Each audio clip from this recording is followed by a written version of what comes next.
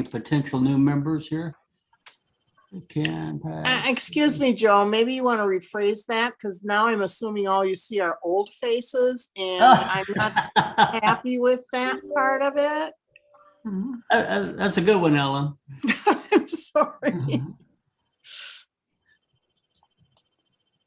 Yep, you're probably right about the old faces. I got a birthday coming up and it's hard to comprehend, you know? Yeah, I got one coming up too, and you're right. It's like when I was in high school, it's like, oh God, no, who would even think of being 30? Because, you know, that was like really ancient. Oh. Well, I'm starting my fourth quarter of a century, so Well, that's the way I'm looking at it. yeah. Well, remember what they said in the 60s, don't trust anyone over 30.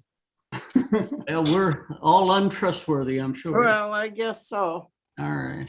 Joe, we do have a new person joining this time. It's Brian Jensen. We got him a Yeah. Is his picture link up to there? join just a few minutes ago. Okay. Well, once we get started, we'll call for introductions here. Okay. Well, I've got 5 after, so why don't we go on and let's get. Just give me a minute, Joe. We got a bunch more people to come in here. Oh, wow, great.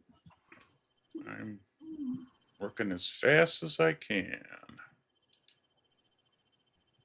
Joe, your clock's running faster than mine because I'm only a minute past 7.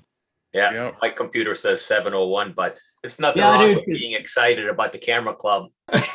Yeah, I'm looking over at the wall clock. I should look at my computer here. Yeah, Yeah. 7:01. I just turned 7:02, so Did you? I did that with my airplane club. I went a month early. They never have it in January, and I showed up like, "What are you doing here?" It's like, "Well, I thought we had a airplane club."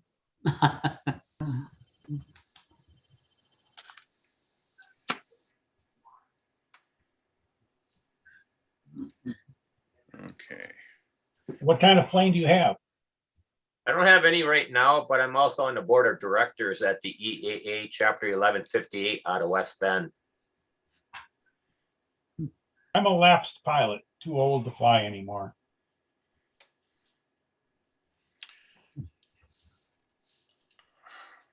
Okay, Joe. I quit flying when I figured out that it was money that kept the plane in the air. That's for sure. Yeah, it's not You cheap. can start, Joe. I'm sorry. You can start now. All right. Well, welcome. The question I have is, do we have any guests tonight? And I understand we have a Brian Jensen here. Is that correct? Yep. Brian? Hi. Can you hear me?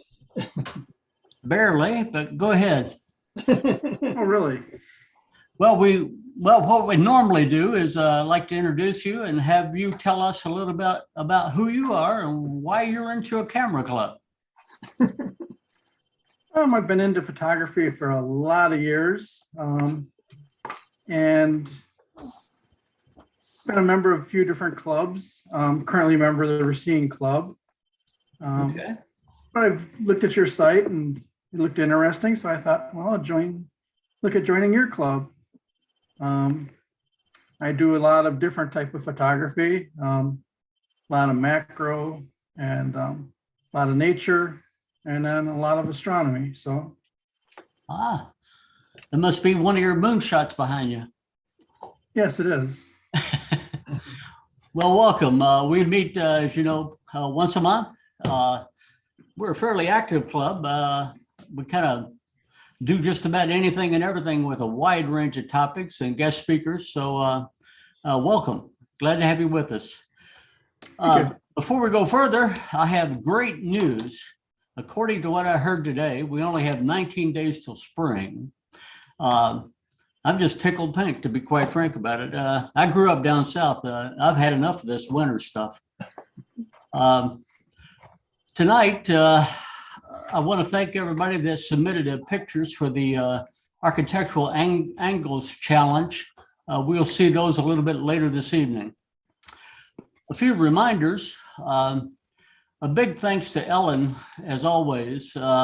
Anything and everything we talk about tonight, you'll find in the newsletter. If you don't, I print mine out. I keep it in a notebook. I've got the last 3 or 4 years of newsletters here, and there's always something I go back to in there to pick up information. Ellen, I don't know what we'd do without you, to be quite frank about it. You keep this club glued together, and that'd be the right word, I think. No, Yeah. I can just put words on paper. Well, you do a good job with it, and we absolutely appreciate it. Thank you. A big reminder as well that the yearly show, Community Spotlights, is going to be in June this year. And we need you to get those together as quick as possible off to Jane. She does a great job putting together that slideshow, and I'm sure she'd appreciate having those rather sooner than later. And again, you know, Jane's been doing this for quite a few years, and another fantastic job. Jane, you have any, I don't know, is Jane here tonight? I don't think I saw her pop up here. Anyway, she's Yeah, she's I'm here. here. well, I can't see everybody here. Jane, is there anything you need in particular that related Just- to the Community Spotlight? Just when you send the images, make sure you mark it, you know, Menomonee Falls Camera Club slideshow, something Okay. so that I don't think it's nothing. Okay. Well, get them to her. She normally wants what, 8 pictures or so? Is 8 that adequate? pictures, Okay, 8 max. 2,100 long side. Yep. Okay. I don't critique them. I don't curate them, you know, whatever you send, that's what's going to be in the slideshow. Okay. I think you know tonight we have a program, but before we get to that, at the end of our at 8 o'clock or so, a reminder that in April we have Hank Erdman, representational of artistic photography. That I think that's going to be a really good one as well. In May we have Hazel Meredith working with textures and overlays. But more importantly, after May, after we have these programs wrapped up through May, we're going to do something a little bit different. Instead of having a program, we're going to have sessions where we ask all of you to provide information about what you do with the photos you take. You put them in albums, you share them with family, you frame them, you sell them. What do you do? I think June should be a rather interesting, not a program, but a rather interesting observation of what you do with your pictures. I really can't wait to hear what some of you take an interest in and do with those. So that's after we get through April and May. So that's going to be in June, and we'll probably spend a full hour just having that discussion. In July, we're going to meet July the 12th. That's a week after our normal time. I think it's because of 4th of July is somewhere in through there. And we're hoping that's going to be a different meeting. We're hoping that's going to be a one-on-one where you'll come together with us as a group in Menomonee Falls at one of the local parks that we've already reserved a, what do you call it, Pat? It's Shelter. a shelter, Okay. picnic shelter. But it's, and we'll provide more information as we get to it. I've got a group of about 4 or 5 that are going to come together here in the next 5-6 weeks and try to finalize some plans, and we'll share all that information coming down the line. But if you have ideas that you would like us to take a look at, please email me with those or give me a call, and we'll try to incorporate what you would like to see happen at that gathering, face to face. It's good to see you on the internet here with Zoom, and we're probably not even going to recognize you in real life if you show up. But I think it'd be a great outing. We hope to have some refreshments, non-alcoholic, according to what the regulations say. Maybe some ice cream. Who knows? We might have, they're just don't tell it. Once we come together, we'll put together all that information and get it out to you as quick as we can. But if you're going to be around, we'd love to see you. Our last meeting of the year, July the 12th. It'll probably be in late afternoon, early evening in Menomonee Falls. Joe, Yeah. so that you recognize everybody in person, everyone should bring a picture frame to hold in front of their faces. Oh, that's a good one. Yeah. Not a bad idea.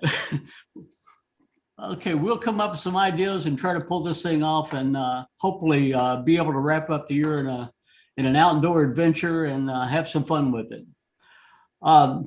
The President's Challenge for next month is going to be a fun one. The topic is dawn, golden hour, blue hour, and night. If you can't work one of those times, I got a real problem. We should have a wide variety of things on that particular April challenge. Speaking of challenges, the challenge for this month was architectural angles. I probably have about 6 people that submitted images. And what I'd like to do right now, before we get to show and tell tips and wacko and all that other stuff, let me run through that real quick.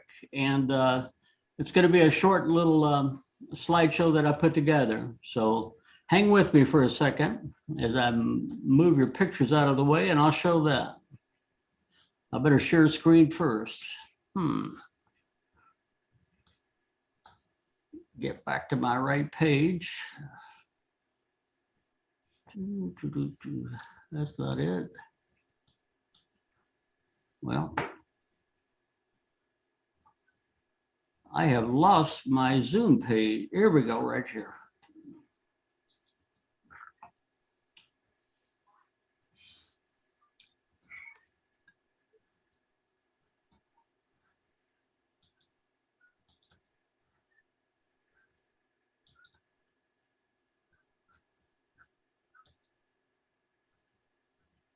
Yeah.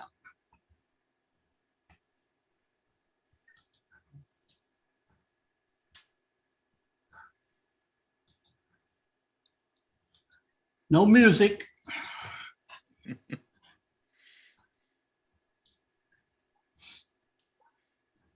I'm gonna have to work on having music for you.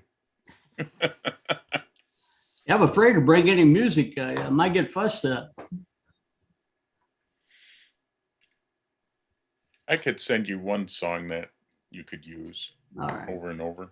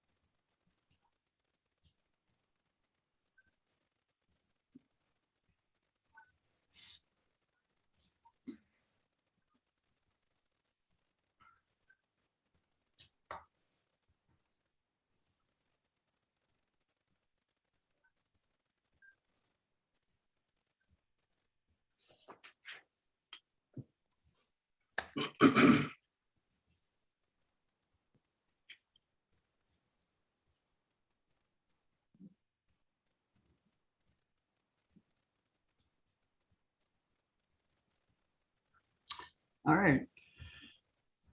Thanks to those that submitted images. I sure appreciate it. Get back to my agenda here. Man, Those went by a little quick. Another second on each one would have been nice. 1 second, please.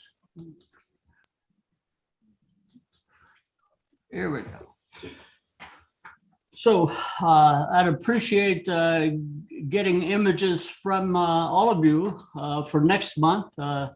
Dawn, golden hour, blue hour, and night. Joe, are these on the website then after your, No, they're not. okay.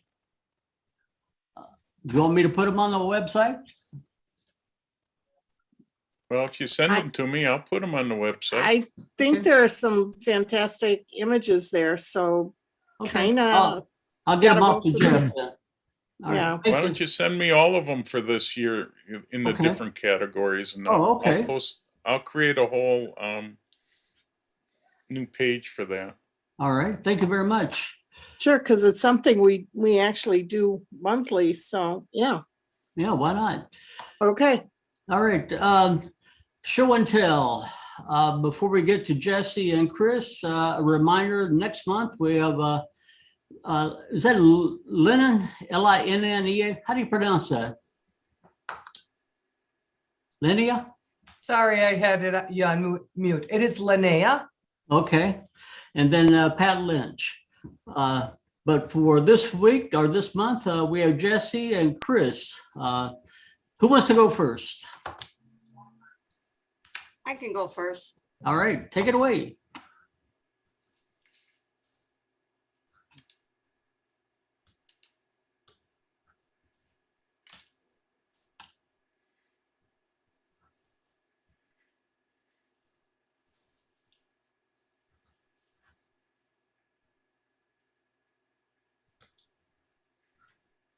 In early February, Jane and I went out and about and were taking some pictures in the snow. This was at Covered Bridge. Of course, it isn't the covered bridge, but I like that walkway. We went up to Wabaca looking for old buildings, came across the Wabaca Fire Department, built in 1904. And I thought it picture was okay, but you know me, I like to do a little bit more to it too.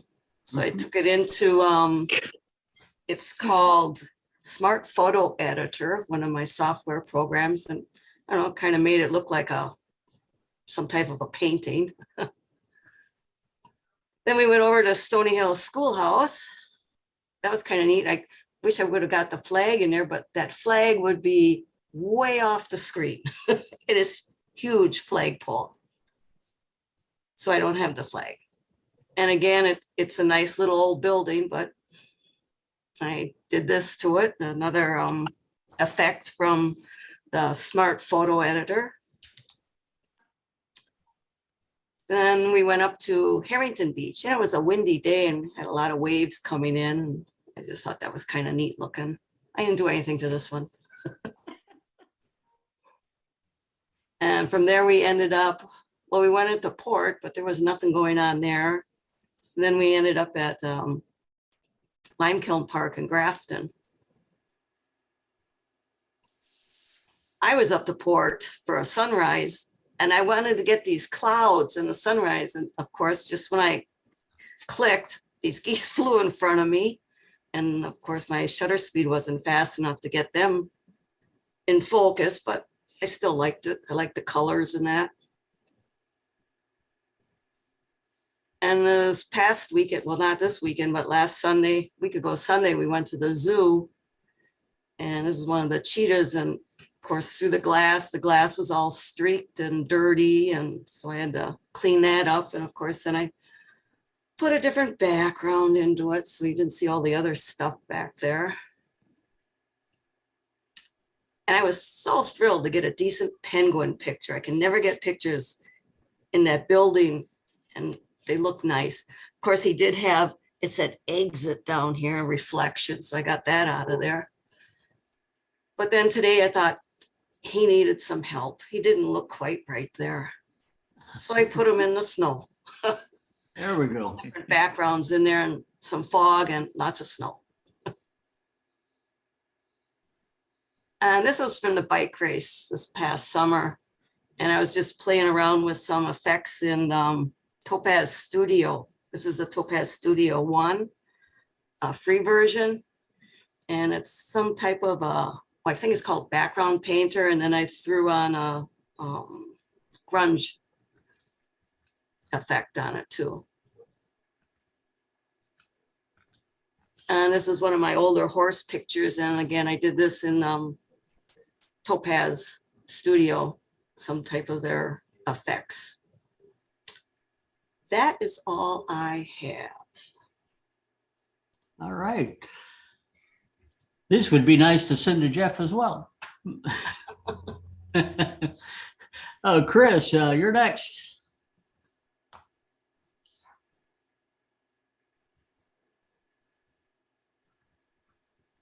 Okay, I have unmuted and I will do the screen sharing.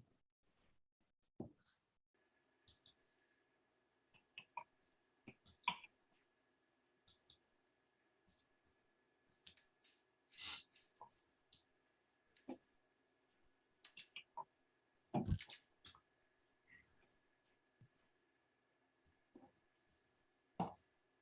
trying to find my screen.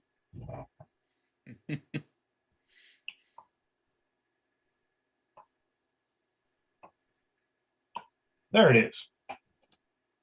Okay, you should see a picture of a sailboat and a humpback whale. Not yet. Nope, you're not sharing yet. I'm sharing 8. Did you hit the green button and then after you hit And then the I gotta green pick one, a certain, yeah, you need to pick whatever screen photo's on and then hit share. okay, there is no share button anymore after I hit that. It must be on, you must be on the one where you pick what screen you're going to share. Can you pull that up? I get a 1 in the upper left-hand corner. Let's lose that. Yeah, that would be your first screen. In the lower right-hand corner should be a share button. I think you're probably right in between the two. Halfway to sharing. Let's lose this. Let's lose that. Lose that. I'm trying to close every window I have. Yeah. If nothing else, bring up the Zoom window again. Yeah, I've got the Zoom window. You see it? Oh, now okay, now I'm just going to hit screen share again. Yeah.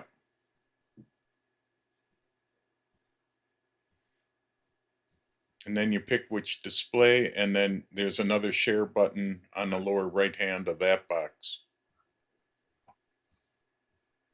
Okay. There we go. Looks like There we go. I'm in business now, right? Yes, Yep. sir. Okay. Now you should see a sailboat and a whale. Is that right? Yep. Yes. Good. This was a whale watch I took off the coast of Massachusetts several years ago.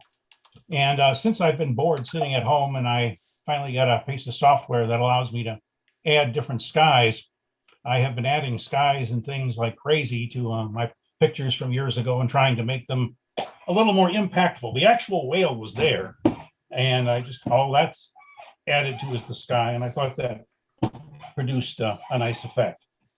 This is another whale watching picture that I added a sky to. And obviously you can tell it's added because the ocean doesn't look anything like the ocean should look at that time of night or afternoon. One of the problems with whale watches is they all happen during the day and the sky is pretty boring. So it's really not within my budget to commission a whale watch at a time of day when the sky would look interesting. So I have reduced myself to changing the skies out. As I mentioned, I have a pilot. This is something I took over Massachusetts several years ago. when I was above the clouds and it was a nice day, and I kind of like seeing clouds from that side of the world.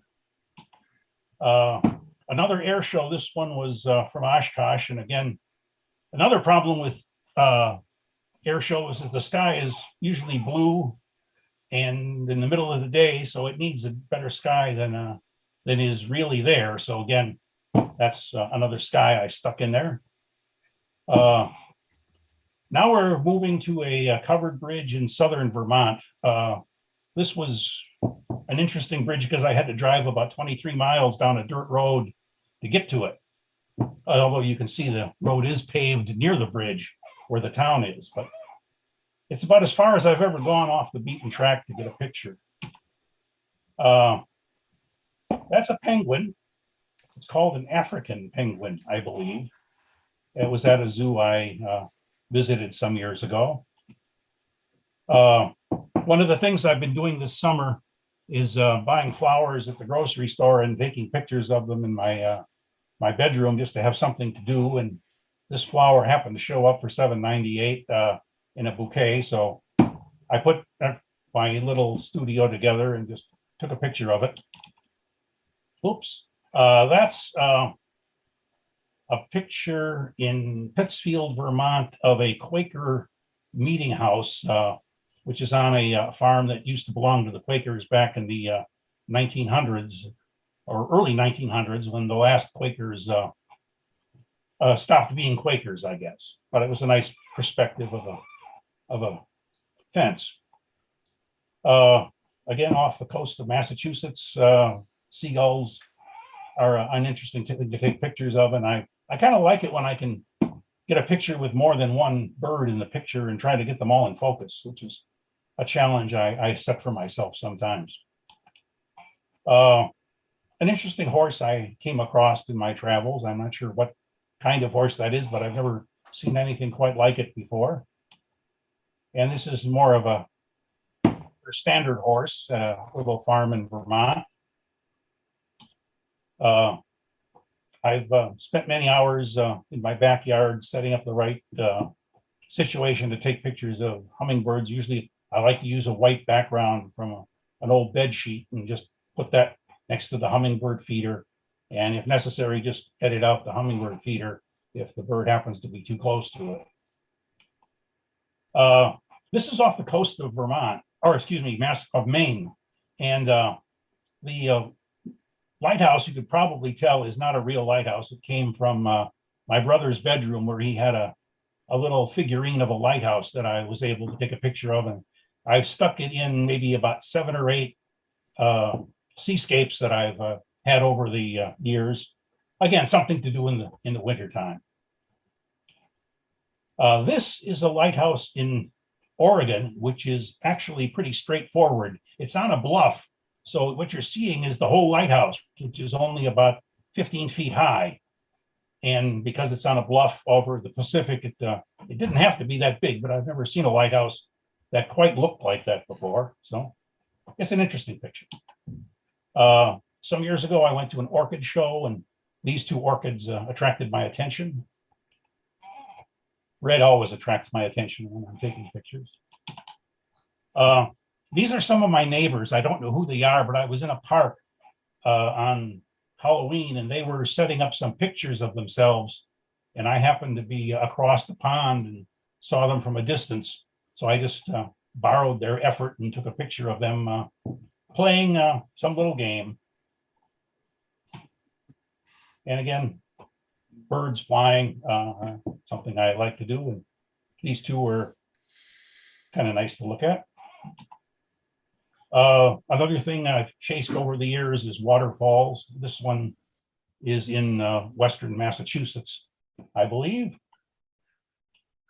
And that's another one in that general area, and another one.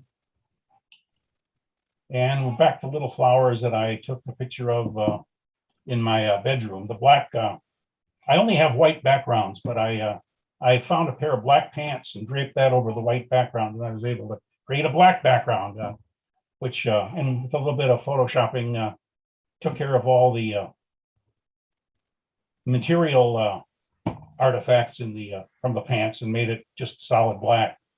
But it's a cheap way to get a black background, I guess. And one of the few things the very few times in my photography career is getting close to a wood duck. As you know, they're rather reticent to have their pictures taken, and they see me, they tend to go off in another direction. And this time I was just lucky enough to get a couple of wood ducks that were within the range of my my 400 millimeter lens. And that, my dear friends, is all I have to offer for the moment. Well, thank you very much. The next topic for the evening. Can I interrupt a minute, Joe? Looking at his orchid show, there's the possibility of a field trip going to the orchid show. Are people interested in that? I don't know. I know some of you have already gone. I think, yeah, okay. And yeah, I'm sure you would have been there already twice. I had to go early, so I went last week, Okay. 2 weeks Okay. ago. I'm just checking Go right now, down see how on long the, it goes. It runs It goes- Down on the through Tuesday morning. March goes- 27th. Yeah. Yeah, I think the Yeah. orchid show at the gardens there, they're open Tuesday morning early for photographers. And they have a limit of 30 photographers each Tuesday morning. I've kind of forgotten the time. I think it's 8:30, 8 to 9:30 or No, it's 8:15. 8:15 to 9:45. And I just threw it in the newsletter in case people wanted to go to it, or it was a possibility. I'm not saying that it's a for sure thing, but if I don't write things down, sometimes I forget things.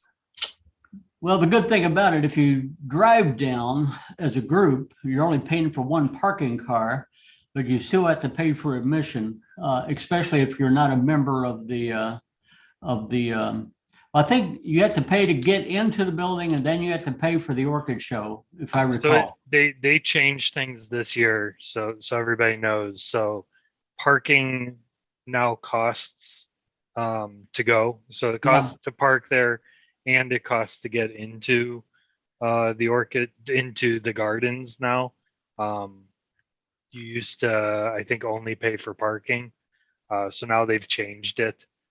So for the orchid show, you would buy tickets for the orchid show, and then there's parking on top of it. I think it's like Okay. $8 for parking. And all that information is available as well on their website. Yeah, I'm checking real quick to see if any of the photographer shows are still even available, because they sell out. Yeah, they go pretty quick from what I've heard. The orchid show itself is open every day right now. It's just you can't use a tripod. Yeah. Yeah. The photographer hour, you can use a tripod, and if you want to bring lights and all that stuff. Okay. Well, I know there's been several of you that have already gone to that. You think? Do you think it's worth the trip?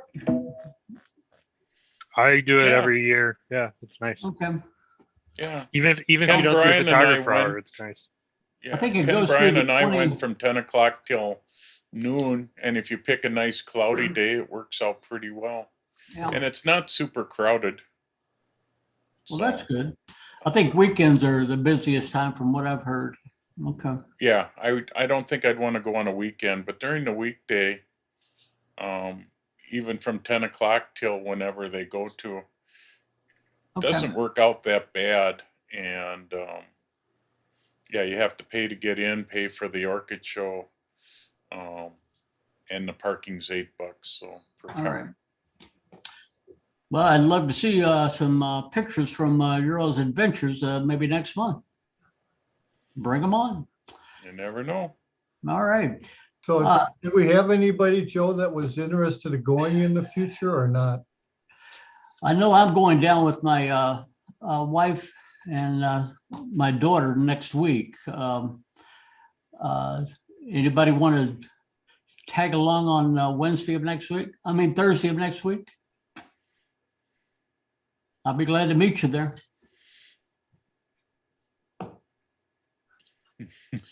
Or does anybody want to lead a field trip? Let's put it that way.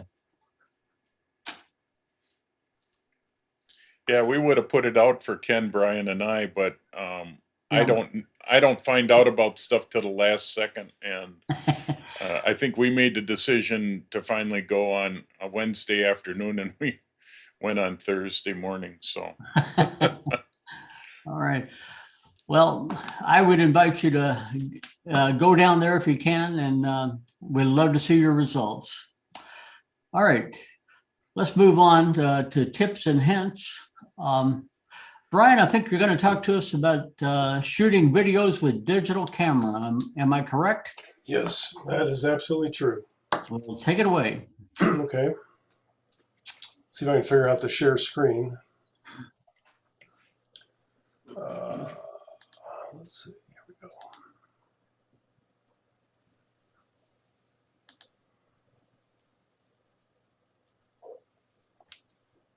So, see, Jeff, is there something special I have to do to share audio? when you shared screen, you need to check the box share audio. So stop your share, and then when you get that in between box that shows up, there's a First I press audio. share. Okay. Yeah. I see. Share screen. I got it. I got it. Thank At you. the bottom left. Yeah. Got it. Thank you. Let's see. Let's go away and then.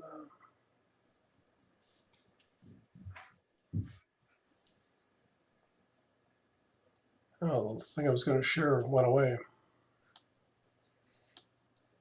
I'll have to open that up again. There we go.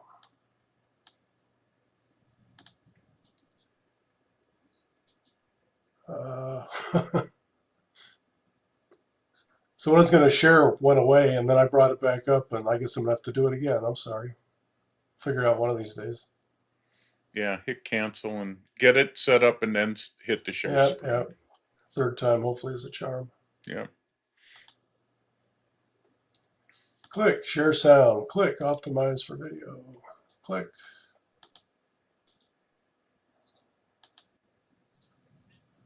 There we go, I think. Go. Yeah, So looks everybody like it's it. Videography? Yep. Okay, good.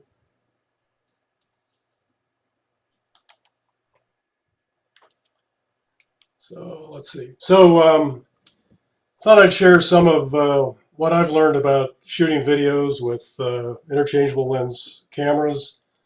Let's see, we're gonna get on to the next screen. There's a little bit of a delay here. So this is a bit of an outline. I'm going to show 3 sample videos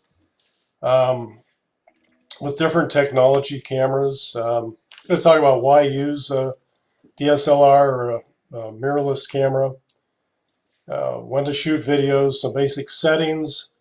We'll talk about shooting videos, then we'll talk about editing and sharing videos, and talk about some editors.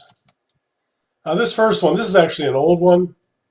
This is my mother, Sylvia, and I think this is a good example of something to shoot a video of. So this captures my mother's laugh. She's telling a story.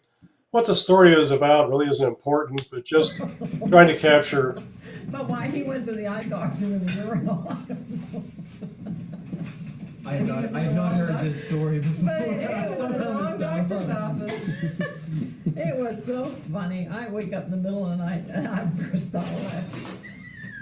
That's my friend's name. So there's something that's kind of priceless. I shot that on a 8mm Sony camcorder back in the early 90s. The videography isn't great, but it's just it shares something that's very important, precious, if you will, to our family.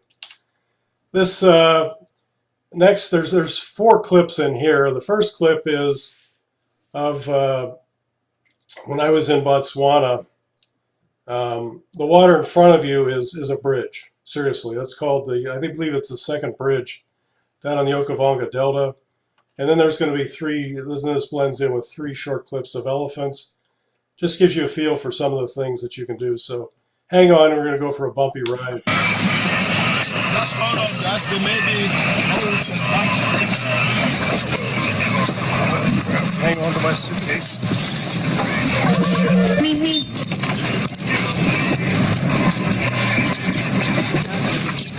Oh, goodness, that's deteriorated quite a bit. Have you been over it lately before this?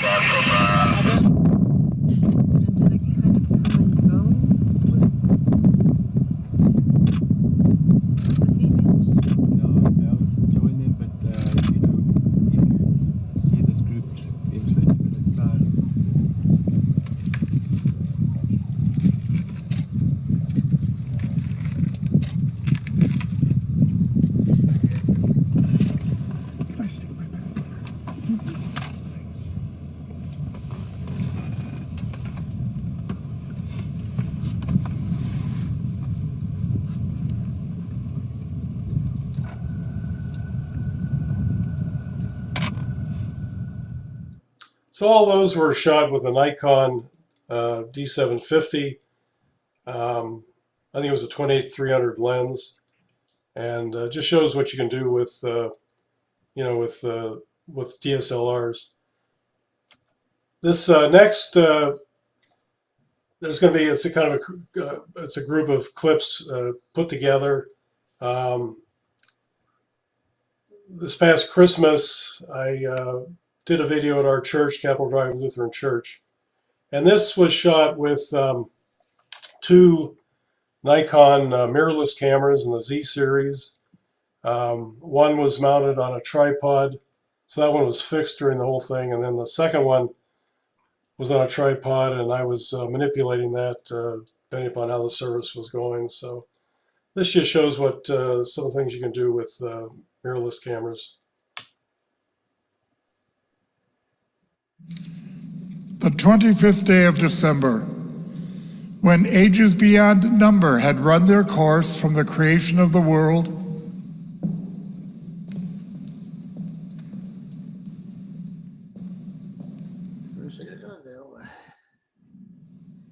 A reading from the prophet Isaiah. The people who walked in darkness have seen a great light.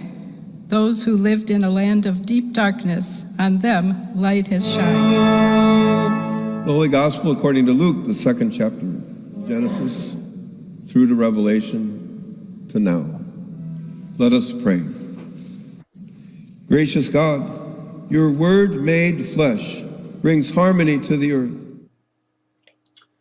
So that was shot in relatively low light. I mean, that was around ISO 10,000, somewhere in there. So just gives you a feel for some of the capability of today's cameras.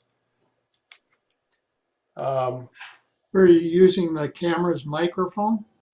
Oh no, thanks. Good question. I was actually using the soundtrack was off of the soundboard. So there were two microphones, one at the pulpit, and then there was a portable mic that the pastor was wired to. So all those fed into a soundboard. And so then I took took the audio off of that, and then merged it with the two video tracks, in the editor. Yeah. Yeah, you wouldn't get sound nearly that good using microphone cameras. Using microphones on the camera. At least nothing that I've been able to do. So why use an interchangeable lens camera for videos? Well, the first thing is just the quality. You know, we invest a lot in these cameras. The lenses, they're sharp. Low light capability is just pretty amazing. You've got the image stabilization. There's just so many features you've got. I mean, you want to use whatever you've got with you. But if you're out shooting somewhere with your mirrorless camera, your DSLR, it's so easy to switch from stills into video, and we're going to talk about how to do that in just a little bit. So what are the advantages of shooting videos? Some of this is pretty clear, but kind of intuitive, but certainly you add the motion and the sound. That each of those, has the audio has something that really is important to what was going on. To have a still by itself of my mother telling, laughing, would be really nothing. I think it's great for nature, for children. If you've got kids, grandchildren. Back in the late 80s, 90s, when the Sony camcorder came out, the 8mm, I did. That's when I first got into really shooting videos. My sister was in the area, had her children, and so with the children, there were just tons of subjects to shoot. The disadvantages, sure, there's some. They're more complicated, time-consuming to edit, to render, and share. The files are larger, so you just can't email these from one person to another. You can email links easily. But some of the challenges, it's just anticipating what's a video, thinking maybe a little bit ahead of time. I'm going to this scene, maybe I'm going to be with some children, and not only do some stills, but do some videos as well. And just remembering to do it, and that's the problem that I've got. Sometimes, lately I was out with Ken in the Badlands and some other places around wildlife, and I would see Ken shooting video, and that would be a reminder for me to shoot video too. And but sometimes go into a scene, and just instinctively I'll start shooting stills. But think about doing videos as well. When the situation calls for it. But it's if there's a lot of action, if there's life, if there's sound to it, it's just irreplaceable. So some of your basic considerations, be it a mirrorless or a DSLR, both work. I showed you examples of both the 750 and then the Nikon mirrorless cameras. The advantages, for mirrorless, the viewfinder is enabled. And I really love that. For the DSLR, when you go mirror up, it's going to block the viewfinder. And I just find for certain things that, especially for wildlife, to be able to use the viewfinder is a big advantage as opposed to holding the camera away from you and shooting off of the LCD screen and back. It's possible, you can do some great stuff, but I just find that as an advantage. And as time goes on with the newer cameras, the image stabilization is getting better and better. It's just depends upon the model, but some of these cameras just have great image stabilization, which helps not only the stills but your video as well. What lenses to use? Hey, it depends upon the scene. Generally, I think a zoom lens is best. Just gives you a lot more variety as things are changing. Audio quality.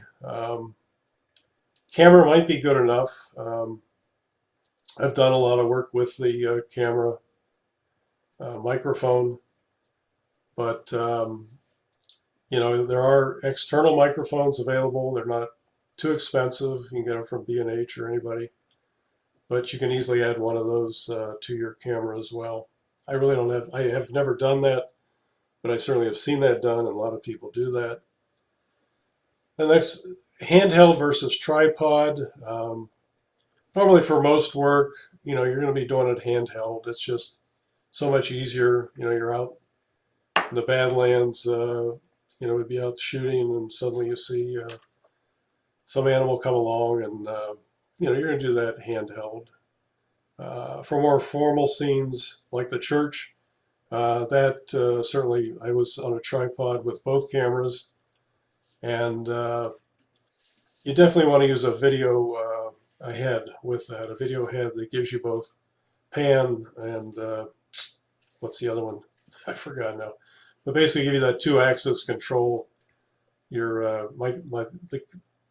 I tried doing a little videography at church with the old head that I used with my camera for stills, and it just didn't work. But you can get a decent video head, for under $100. Certainly you can spend a lot more, but And one consideration, usually this isn't a big one if you're for informal shooting, but you're limited on most cameras to 29 minutes. Well, the Z9 has blown that away, but that was a consideration when I was shooting at church. So I had to be careful, and I would stop one of the cameras before 29 minutes, restart it. And between the two cameras, I could then overlap and sequence, and things just worked out fine then. So basic settings. A lot of this is similar to what you do in stills, but first of all, you want to set your stills video switch. I've got a picture of a Nikon camera here, but every camera is going to be different, but there's always a stills video switch, and for Nikon it's right here, and so you want to set it down to video.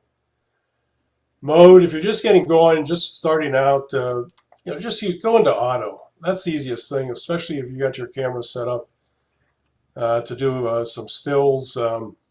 Just go into the auto mode. It's just the easiest thing to do. That's going to then shoot at 1/30th of a second. And your f-stop is going to be lens dependent. You're not going to have any control over that. If you want to control the f-stop, I recommend then you go into the manual mode, and you can do whatever you want, lens dependent, of course. ISO, just go to auto. Image size, the full HD 1920 by 1080 really works out great. That's what I would shoot at church and put those up on YouTube, and they would just be fine. SD, the one under it, it just doesn't have the clarity that I would like.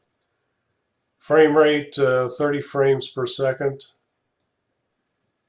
White balance, auto, normally. Sometimes you get into complex lighting situations. You want to calibrate the camera. Like at church, the lighting there was just so complex between the outside light and the ceiling lights, and I would color calibrate the camera for white balance. Metering, go to matrix. Now when you go into the autofocus, I don't know, it depends upon the camera. These are terms that Nikon uses, but if you've got it, go into the auto area, AF. If you've got people, the newer Nikon mirrorless cameras, you can now choose face priority for people. There's eye priority for animals, and it's just going on and on. But and then focus mode, full-time autofocus. It took me a while to learn to use these, but once I did, especially in the church setting, it was amazing. You just lock on in the beginning, and as people move around, it's just the focus just stays on them, on their eye. And for the audio, just use auto. So those are your basic settings that I've learned, and I think a lot of people, as I read books, would tend to agree. This just is what the Nikon Z series cameras have for setting the picture control, but it's going to depend upon your camera. So you want to get ready to shoot. Okay, just again, make sure you're on video down here. Verify those video settings that we were talking about before. Make sure your image stabilization is on, be it the lens and or the camera. It depends on what you've got. It depends upon usually the DSLR world, it was the image stabilization was in the lens. With the mirrorless cameras, it's often in the camera, though I think, if I remember, Canon still does their image stabilization in the lens. Not sure about that. So just make sure you're in the auto mode that we talked about before. Background distractions, well, good luck on that. It just depends. If you're doing video, if it's kids, you want to capture something quick, you're probably you're just going to get what's there. You may or may not have control over it. And in the end, if it's, somebody talking a certain way, you tend to focus on the person when you watch it. I know that thing with my mother. There were kids talking in the background. They were moving around. There were all kinds of distractions, but still, you know, my mother's laugh telling that story was just stood out in my mind, at least. So just make sure, check your light settings, either off the histogram or the meter, and just try to minimize your shaking as much as possible. You know, when you're up close, it's not that critical. If you're far away, thinking back to when I was shooting some wildlife, some birds, you know, I'm out at 600-700 millimeters. That's pretty tough. So then I look for some way to stabilize myself. Maybe lean up against a car. Just find something to prop yourself on as you get further out.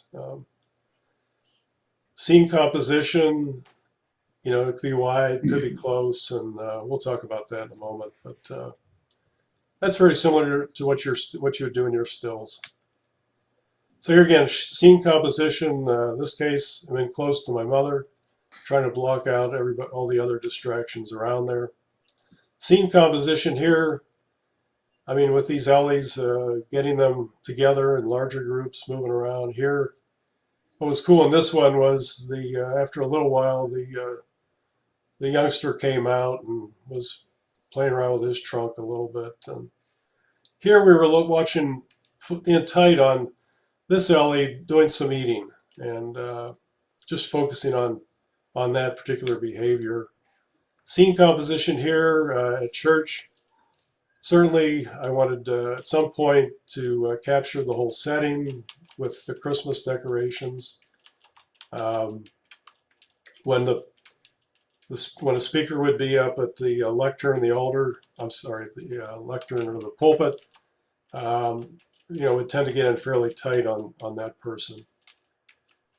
Sometimes you do want to take advantage of what's around the person. So here with the pastor at the communion table, taking all that into account, I think adds to the scene. Here, here you don't want to get too close. In this case, the pastor tends to move around a lot. He would be going to the left side, to the right side, and so you just got to open it up and make sure you get it all as best you can. So we talked about preparing to shoot, and now you want to shoot. So your DSLR, on the DSLR, you want to press the live view button, whatever it is, equivalent of that on your camera, to basically raise the mirror up. You need to get the mirror out of the way. And then you compose, as we talked about. And then no matter what the brand camera is, I think it's universal, this little red button up on top that you press to start the video. Then you watch your scene using either the LCD screen in back or the viewfinder on mirrorless cameras. And just go with the flow and see what's happening and try to capture it. You know, people are moving around. Maybe you started out zooming in, maybe you want to zoom out, and you know, just take advantage of what's going on. Have some fun with it, and to stop that particular video clip, you just press that red video button a second time. So once you've got your videos, process them.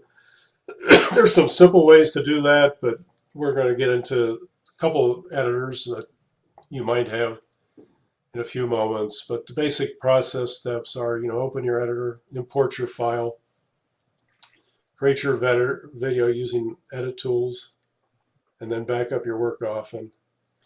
You know, it's very often you may have little clips, and they may be good in and of themselves, and that's great. The more you have of that, and you can just you know, take it out of the memory stick and put it up on the web somewhere, share it, or show somebody using the back of the camera. But I mean, keep it simple as possible. Render the video. That's where you basically take all the work you've done and you export it. Same as in if you're in Photoshop, you know, you're working on a still and you do all kinds of editing, and then you export it to save all those changes. Editors do allow you, most of them allow you to save a JPEG. You might want that, and you can share it using all kinds of choices here. We're running out of time, I can see. There's a number of different programs for editing. Just going to show you a couple of those. If you use Lightroom, you go into the library mode, and there's some simple controls down here where you can clip the beginning, clip the end, and then you've got controls up here for white balance and tone control. Photoshop, you can process. You can go into the motion workspace. You choose the workspace up in this area. You can edit elements in the timeline down below. And then what's cool in Photoshop is really you have access to all the edit tools, you know, be it on this side, most of them anyway, that make sense. You can crop, you can change the tones, the white balance. Almost anything you're used to doing for editing a still, you can do on the video. Then you render it to the MP4. Brian? There's a couple other editors out there. Yeah. Hey, Brian? Yeah. Can we wrap this up next month? We've got our guests waiting in the sidelines here. I'm at the last slide right now. Okay, thank you. Okay, there's some resources. So that's all, folks. Thank you. All right.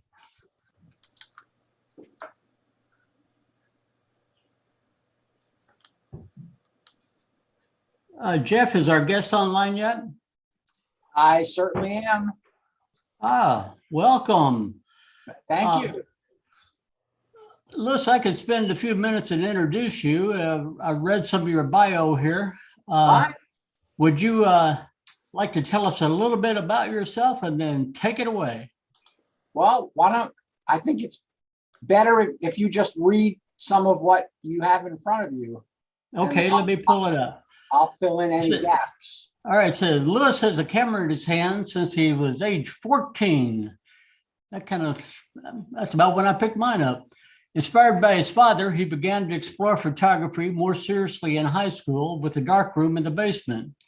Fast forward many years in his life in Baltimore and his joining the Baltimore Camera Club. Further inspired by his peers, Louis became an award-winning photographer, a photography teacher. He currently teaches at Johns Hopkins University, the Community College in Baltimore County, Capitol Photography Center out of DC, as well as the Baltimore Camera Club. He lives for the aha moment, which only teaching can provide. Well, Louis, I hope you get the aha tonight. Welcome, and we welcome what you have to say about your program. I think it's going to be fantastic. I love the title of it. Please take it away. Okay. Thank you, sir. Thank you, first of all, for inviting me to talk to your group. I'm coming to you from Baltimore, Maryland. So the magic of Zoom has been one of the nice things that we've sort of discovered through this horrendous last couple of years that we've spent. I'll just fill in a couple of gaps, I guess. I started shooting at 14. I grew up in New York City, and I was lucky enough to go to a high school that had photography as some elective courses. So I took some courses in photography, and I set up a little darkroom in my basement. And of course, back then I was only doing black and white because we weren't doing any developing of color. And yeah, it's fast. It really is a fast forward to many years. I had a career in the travel industry, which lent itself to photography as well. And so for a long, long time, all I really was a color slide photographer. And I've been a member of the Baltimore Camera Club for about 21, 22 years. The Baltimore Camera Club, anecdotally, is the oldest continually operating camera club in the United States. We have archives that go back to about the 1885s. So we've been around for a long time. And what this program is about It's basically called Perspective and Perception, the Myth of Style. And what I want to say about that before I share my screen is that you as the photographer bring the perspective that you want to bring to the image that you're creating. And it's all dependent on, of course, where you stand, your position to the subject matter, your feelings about the subject matter. And the perception part is what your viewer then ends up receiving on the receiving end, how they actually perceive the image. And the second part, the myth of style, refers to the fact that when I first joined the camera club, I met people and photographers that really kind of blew my mind in terms of their talent, in terms of where they were at compared to where I thought I was at.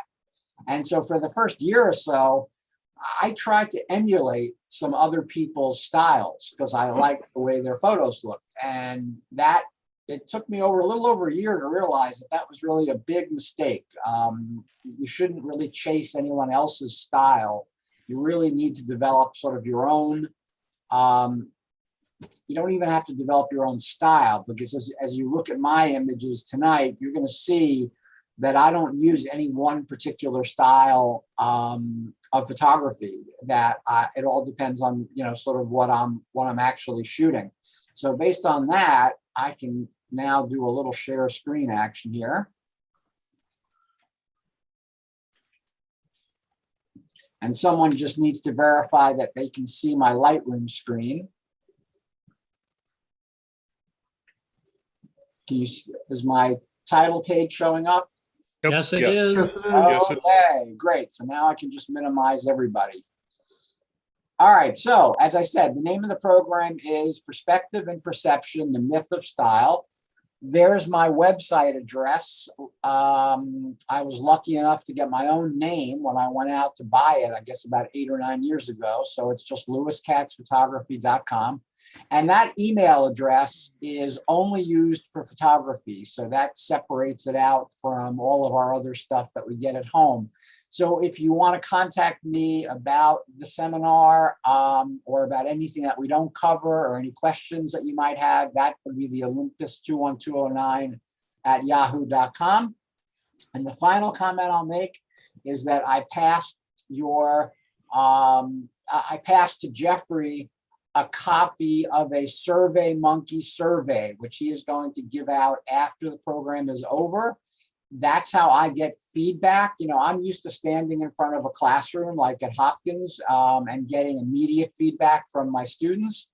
I have found that doing these SurveyMonkeys is the best way for me to get feedback from all these different people at all the different camera clubs that I've been talking to. And it only takes 2 seconds. It's 5 questions and a space for comments. So I really do appreciate getting those back. It's all anonymous. I'll know it's from your club, but I won't know from whom it is from. So, you know, when Jeffrey does distribute that, I would really appreciate you taking a couple of minutes to take your time and just, you know, and answer those questions. So with that, we're just going to kind of jump right in. Sometimes it gets stuck on the first slide, so I'm going to move to the second one. Okay, so perception and perspective, the art of seeing. This is just a quick chart. It reinforces, I think, a lot of things that we already know. A, for me, is really big, really big. Picking a subject with emotional impact. And what I mean by that is you should have an emotional attachment of some variety to the subject matter that you're shooting. If you're a really big flower lover and you love shooting flowers, that love of your that you have is going to show. When we go out and just shoot kind of blindly, we end up with images that really aren't that effective. So I'm really, really big on emotions and photography, because it's one way that I get to express my emotions is through my photography. And then these are obvious, right? Use dynamic and fluid composition. I have some examples of all of these. use balance in creating your compositions, use rhythm in creating your composition, and of course, use the proper lighting. Now, the second part of the chart is really more coming from neuroscience than it is coming from other people's opinions. You know, with the advances that we've made in neuroscience, scientists can now study the brain and as people perceive art. And these are some of the things that have come out of those studies. People tend to look at larger elements before smaller ones. They like a little brighter rather than darker. They like warmer colors before cool colors. They like things, obviously, that are in focus before blurry ones. High contrast seems to be very attractive to people. People are attracted to oblique lines like curves and diagonals before straight ones. We seem to like having human and animal elements in our pictures. And the element should be in perspective, which I'll get into, actually, is the first thing I get into. And then we do like isolated elements before cluttered. And that's, of course, something that I teach all my beginning photographing. I don't mean young, I mean beginning photographers, is that old acronym of keep it simple, stupid. Because the simpler you're able to create your image, the more easily you're able to translate what you're trying to say with your image to your viewer. So this is just kind of a little chart before we get into the image portion. So how do you create perspective and how do you create depth? We are trying to turn a 2D medium into a 3D viewing experience. And one way that I have found particularly effective is to get very low down on your subject matter, which is going to emphasize that vanishing point. For instance, this is on the eastern shore of Maryland. I was by those silos and I was watching them fill the truck, which was really kind of interesting. And I got some good shots of that. But I purposely walked a good like quarter of a mile away from the scene and got low down and shot using a wider angle, which gave me a much better perspective on the scene. It has a very nice vanishing point, which you're going to hear me mention many times in this presentation, and that the railroad tracks sort of just vanish into the background. I like the repetitive telephone poles on the right. I like all the farm buildings on the left, and you can still very clearly see that the truck is being filled with the silo. So it's a way of creating more interesting photographs. And I have a couple of other examples. Here's a metal railroad bridge up in York, Pennsylvania, about an hour from Baltimore. Same kind of thing. I love the bridge. I love the way it was structured. But to bring depth and perspective into the picture, I just got low down on the scene and shot the rails as they snaked their way over this little creek. And then they sort of take a little bit of a left turn and they sort of vanish. And that's, again, creating that vanishing point. And whenever you can create that, you're going to create that perspective and that depth in your pictures, which people seem to really appreciate as viewers. And here's another example. We actually still have freight lines that run through South Baltimore, and these are the CSX tracks that they run on. And I'm using that same exact kind of method. I'm getting low down on the curvature of the railroad track, and I'm just pulling your eye right down through the center of the shot. The vanishing point is where the tracks disappear. I wanted to get the lights in above the rails, and I wanted to get those railroad buildings in that are off to the right-hand side.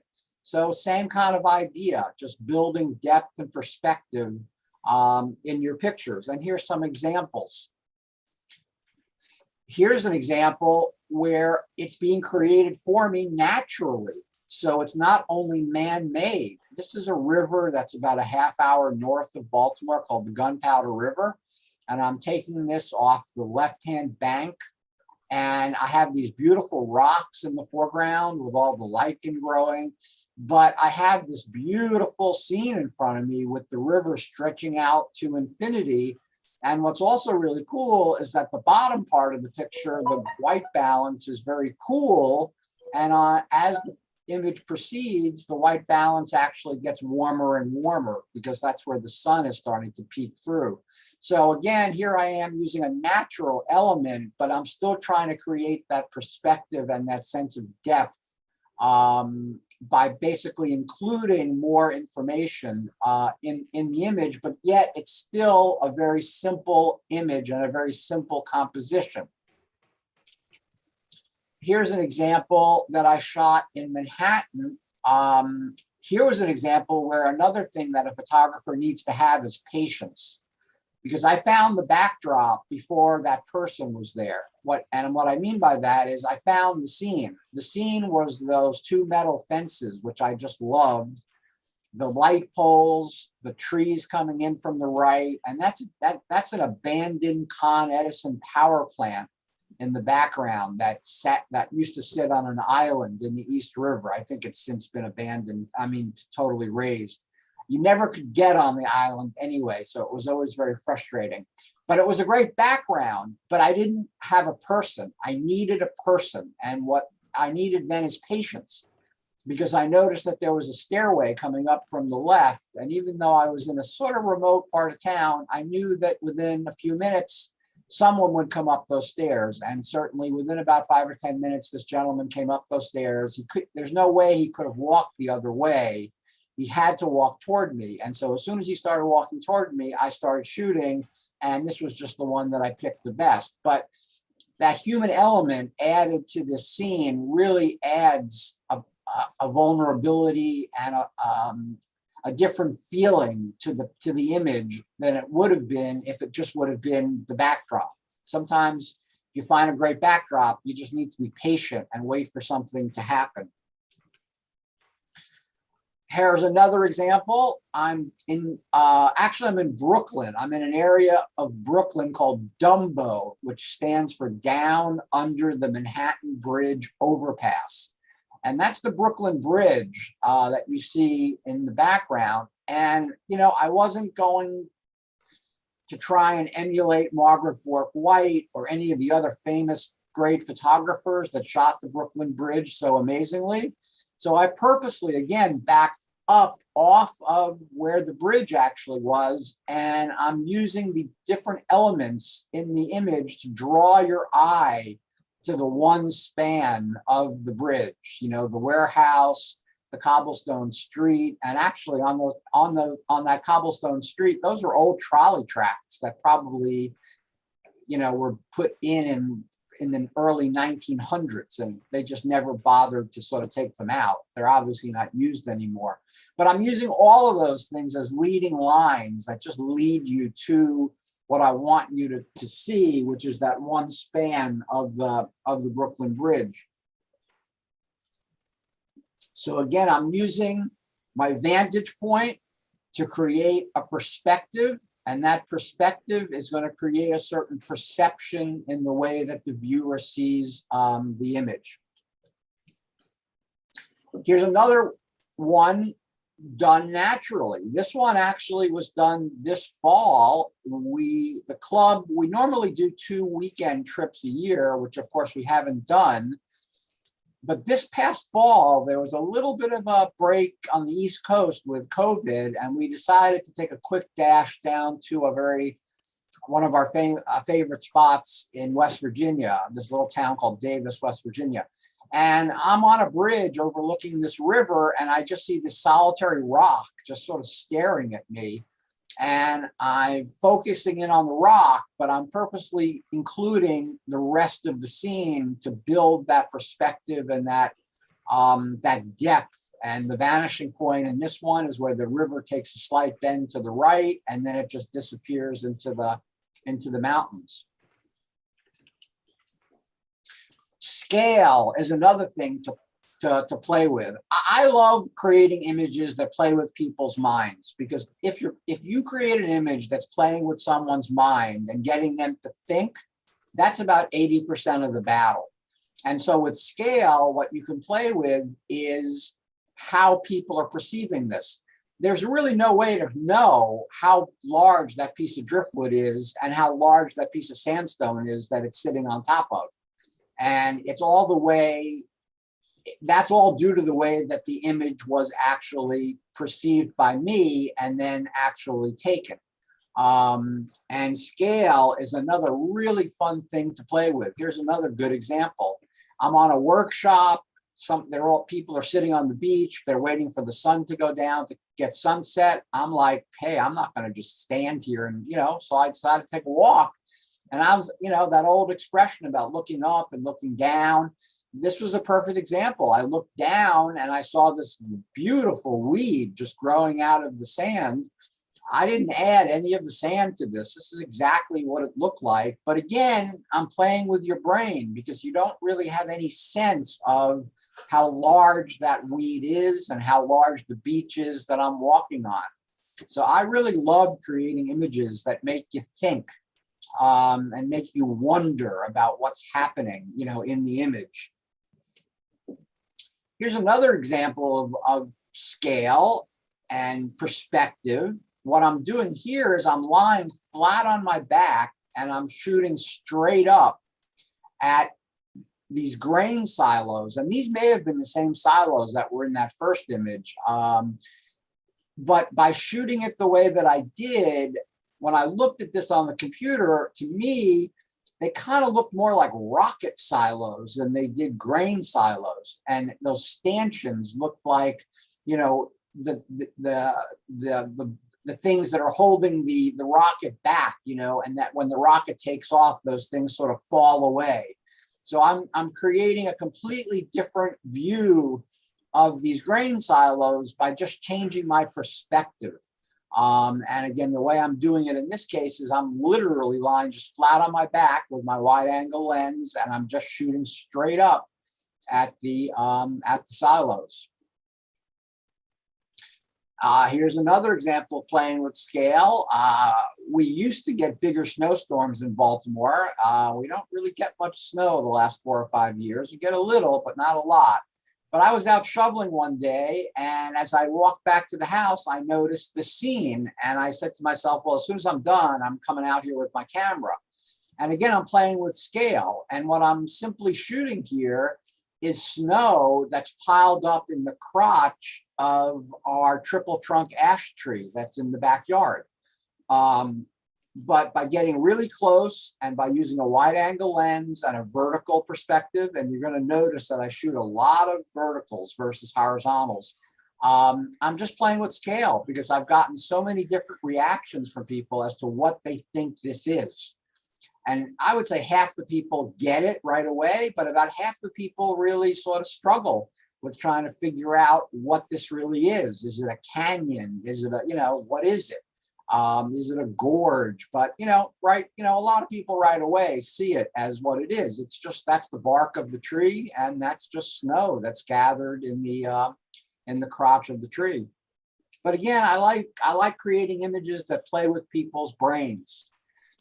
Rhythm is another really important thing to include in your images. And I have had 2 conversations with people that used to be jazz musicians that became photographers. And those conversations were really enlightening to me because for me, I was struggling with seeing how to create rhythm in photographs. But after those conversations and practicing for a bit and finding the right subject matter, I actually found it pretty easy to start creating images that actually have a beat. If you want to actually think of it, rhythm is sort of like a beat. And here's, this is an image of an apple orchard, which is now unfortunately gone because the farmer decided it was more profitable to plant crops. But I was able to get a nice vantage point because I'm on a little knoll and I'm overlooking these budding apple trees. But the way that the trees are interspersed and the way that they're interacting with each other, this image has sort of a natural rhythm to it. And once you start seeing those rhythmic things in your composition, you will begin to appreciate how important they are to incorporate them. You know, here's another example. This is actually out at a botanical garden down in Sarasota, Florida. And this is an enormous banyan tree. And there was no way that I was going to try and even capture the enormity of the tree vertically. It would have been almost impossible. So then it became, well, what part of this tree do I really focus on? What really interests me? And the lower down I got, the better feeling I got and the better feeling of rhythm and beat that I got. And so here's just the very bottom of the banyan tree. All of those are roots. The big curved items are roots. And of course, then they're sending out these little spindles that then become the bigger root structure. And, you know, when compositions really start working well, when you are able to combine these various elements into a single composition. And that's what we as photographers, I think, are all striving for. We want our images to be well composed, balanced, to have rhythm, to have something of interest in them. And when all of those elements work together, that's when you really start coming up with higher quality images. I grew up in New York City. I left when I was 17 and a half to go to college. I never lived there again full time, but I was a New York City subway rider for many years. I took a bus and 2 subway trains to get from Queens to Manhattan to go to high school. Now, this obviously wasn't taken back then. This was taken, I would think, 4 or 5 years ago. But I'm on a New York City subway train. I'm leaned up against the door, and I've seen just about every subway picture imaginable, right? People leaning up against the side, people sleeping, homeless people, policemen leaning up against one of the doors. But in this particular case, I looked up and I saw these hands that were grasping this handrail. And I said, well, wow, that's a shot I've never seen before.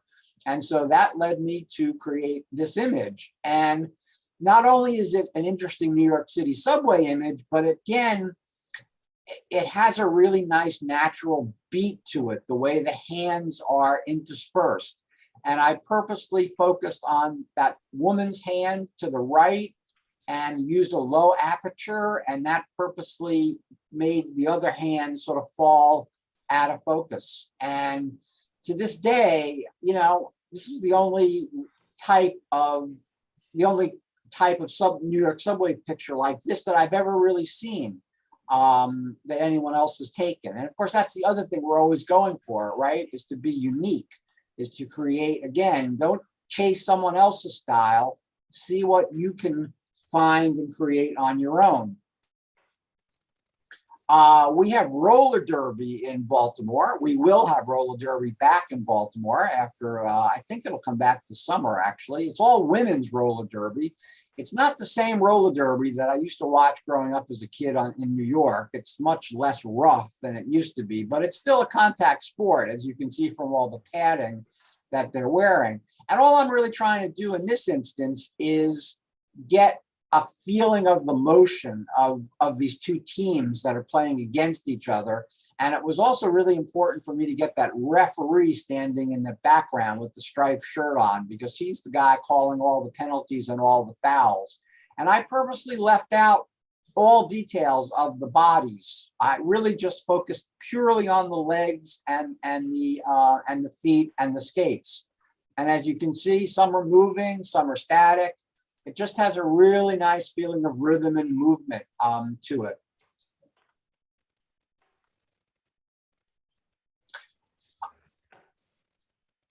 Speaking about simple, balanced compositions, this is when we used to get bigger snows in Baltimore. I am borrowing a little bit from someone that I do really like, a photographer named Harry Callahan. All I noticed when I came out was these branches sticking out of the snow, and it was only maybe about 6 inches of snow.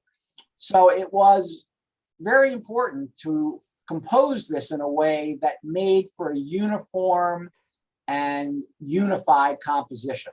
And so I started with those bigger branches on the left, on the right, and then I just sort of worked my way.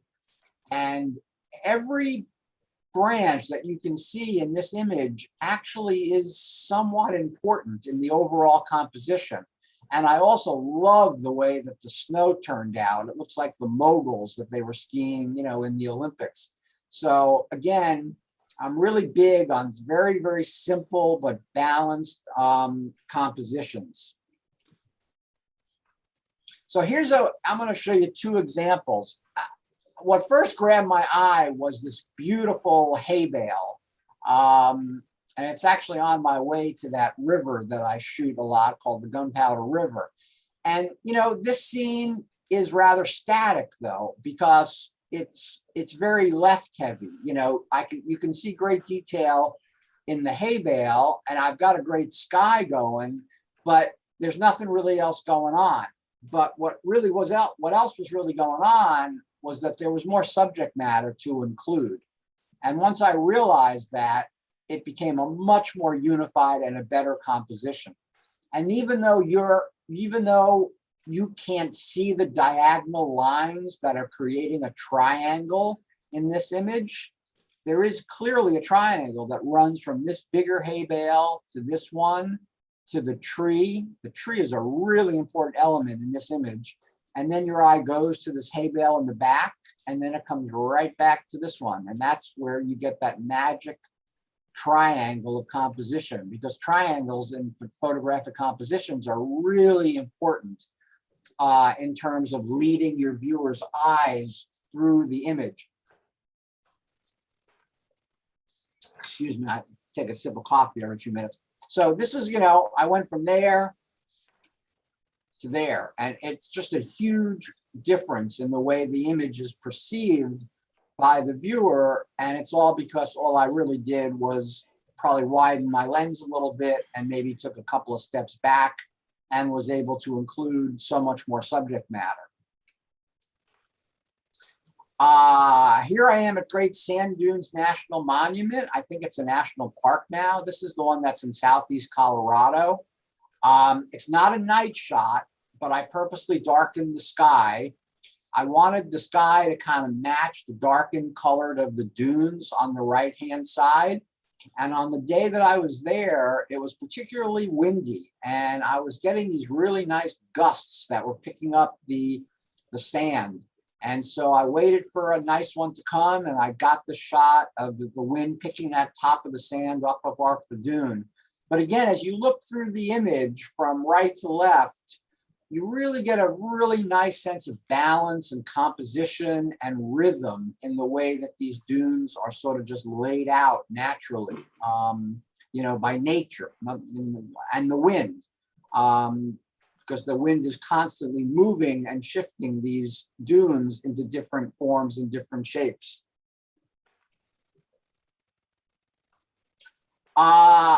Sometimes you get lucky in that we rented a vacation house a few years back in Maine, and we were right on a pond. And I walked to the end of the pier, and I sat down and I looked down, and this is exactly what I saw, just sitting at the edge of the pier. I looked down and I saw this gorgeous composition of fall leaves that had just fallen just the way that you see them.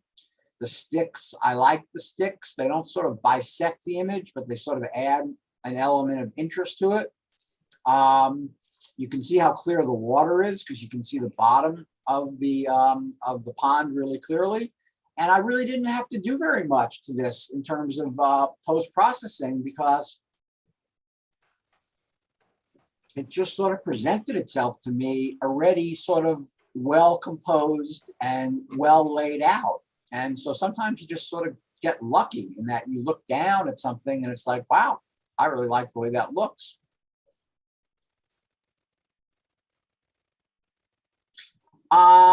Before moving to Baltimore, I lived about 40 minutes north of the city and commuted.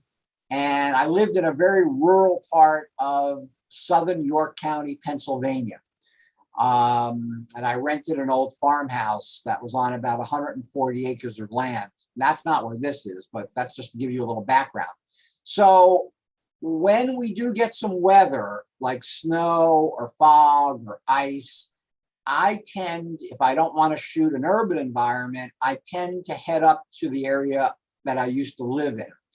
And I will also stress that once you find an area that you like to shoot in, because of your emotional attachment to the area, you should continually go back to that same area, you know, more than 2 or 3 times a year, because the more you visit a specific area or place, the stronger your emotional connection to that place will become. And that's what's going to raise the quality of your images.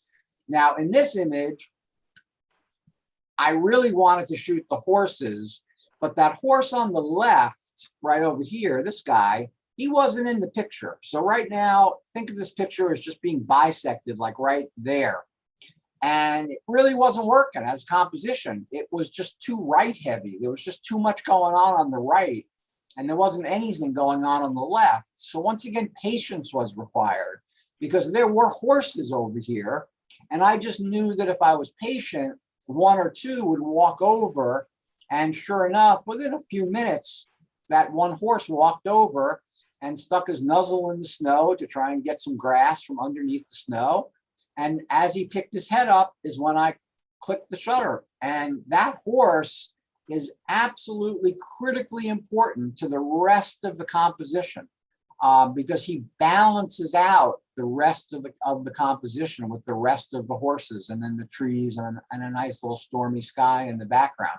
So when you find a great scene, but it's missing something, if you can figure out what it's missing and that missing thing can be put in, and I don't mean artificially, I mean naturally, you know, sometimes just some patience is required, you know, for it to happen.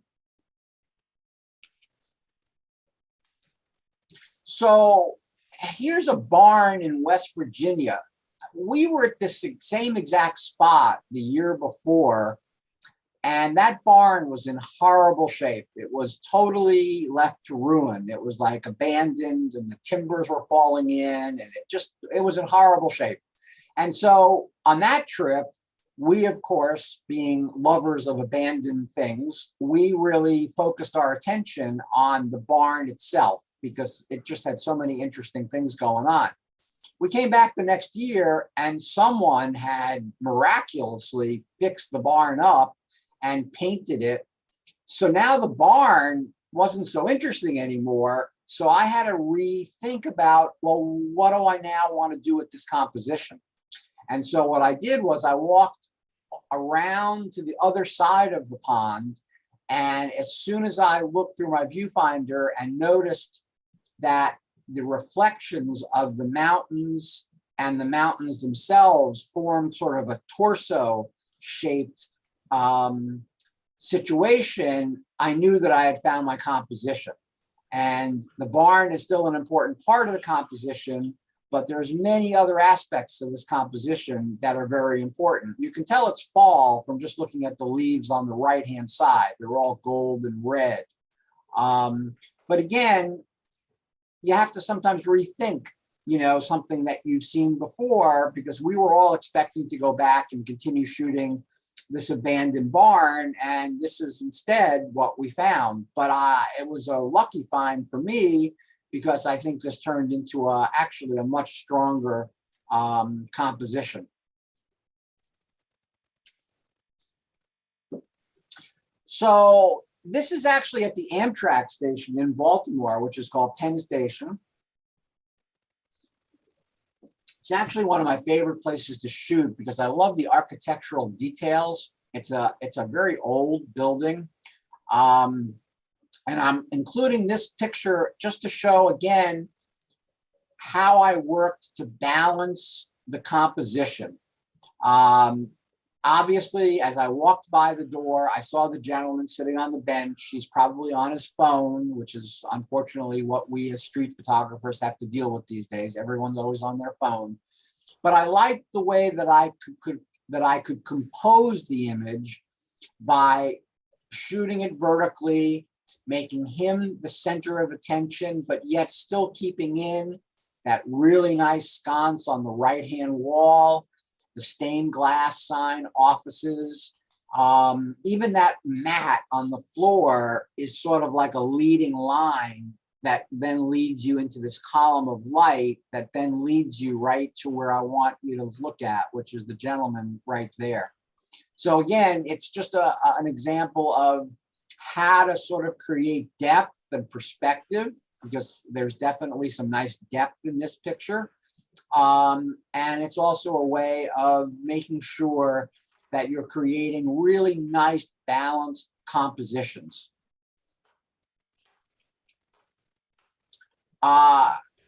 This is actually at Gettysburg. And again, I live pretty close to Gettysburg. It's about an hour and 15 minutes away.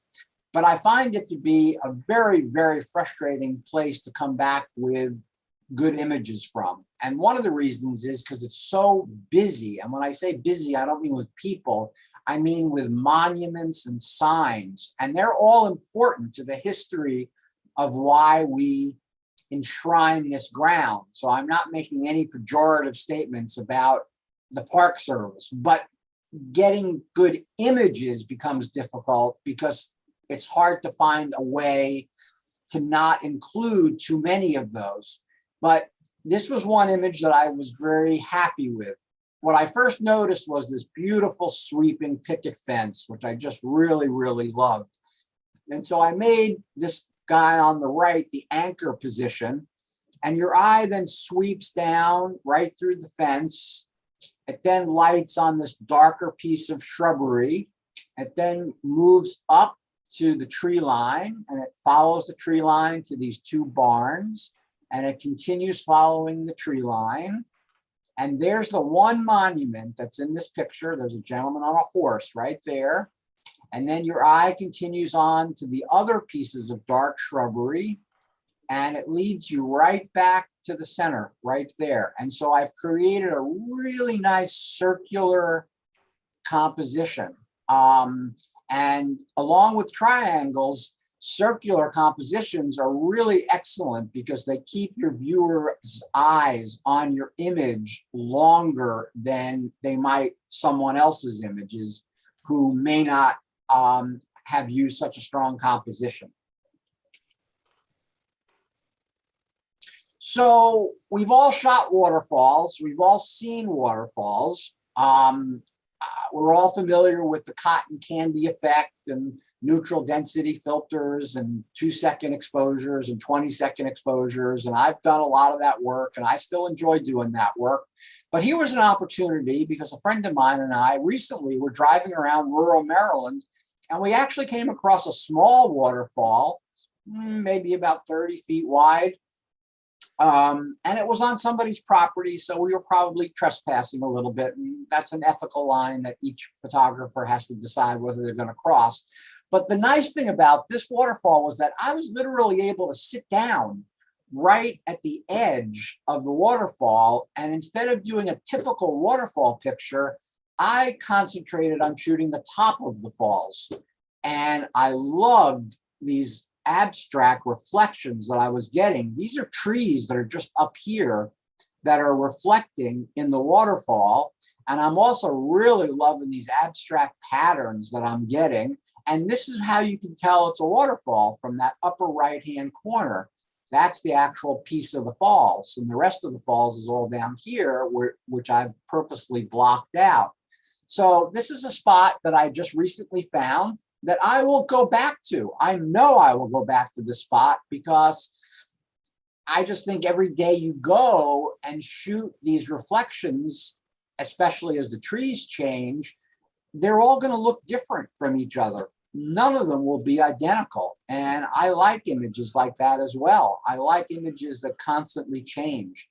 And so this was just a very interesting perspective on a waterfall, one that I had never really quite seen before, because most of the waterfalls that we go to shoot are pretty vast, and it's really hard to get a good shot of just the top. And also the water is normally running so fast that you can't concentrate on getting these individual abstractions. So when we found that, we were both like really thrilled. But I do occasionally like abstract images. So here I am at what's called the Oculus, which is the transit center that was built in Lower Manhattan to replace the subway station that was destroyed in 9/11. And it's much more than a subway station because there's a lot of other trains that come into this. But we went down there to go to the museum, which is the 9/11 museum is well worth visiting next time you're in New York City. And then we walked next door to this building called the Oculus. And it's an amazing piece of architecture. You can actually see some of the ribs, and I'm going to show you another picture in a second of how they actually built it. But when I looked up at the scene, I immediately saw the potential for a great abstract photograph. I love these two arrows that are pointed against each other. I love the reflections of the ribs in the glass. I love the steam pipe that's kind of running through. And it just looked to me like, you know, and I don't do that much abstract photography because I find it actually rather difficult. But to me, this came out as a successful, you know, abstract shot. This is also the same building, but now I've got a different vantage point. I'm up on a balcony and I'm overlooking the floor of the transit center. And here you can see those ribs that were reflected in the glass. And this light is coming from a beautiful skylight that's on the top of the building. And I wanted to get a total scene. I wanted to get a scene that showed really the whole thing, or not the whole thing, but as much of it as I could. And it was very important for me to have people scattered about through the building. And I love these people sitting on these, they made these like lily pads that you can sit on and have a cup of coffee or have a conversation with somebody. So, but I wanted to even go one step further. And you can see these guys, they're right here. Those two guys sitting right there. I got myself to a different vantage point and put on a longer lens, and I just shot those two guys talking to each other because I wanted to get this beautiful detail of the light coming through the skylight, but I wanted to include people in it because just the light itself, it may have made for a semi-interesting abstract, but I don't really think it would have. And I think including the people in this image, and including their shadows especially, which remind me sort of like of Alfred Hitchcock shadows, it really made this picture come to life. Another great thing to do while you're in Manhattan is to walk what's called the High Line. The High Line was an elevated rail line that went to the meatpacking district. And it used to be the trains that would come and pick up or bring all the meat to the butchering houses that would then butcher the meat. The rail line was left to abandon probably in the late 50s, early 60s. And someone had the foresight, instead of just knocking it down, they actually turned it into a walking park. So you now can walk this 2.5 mile stretch of the High Line, which is now planted with gorgeous plantings. It has benches you can sit on. And because you're 4 or 5 stories above the ground, you get these very unique perspectives on Manhattan.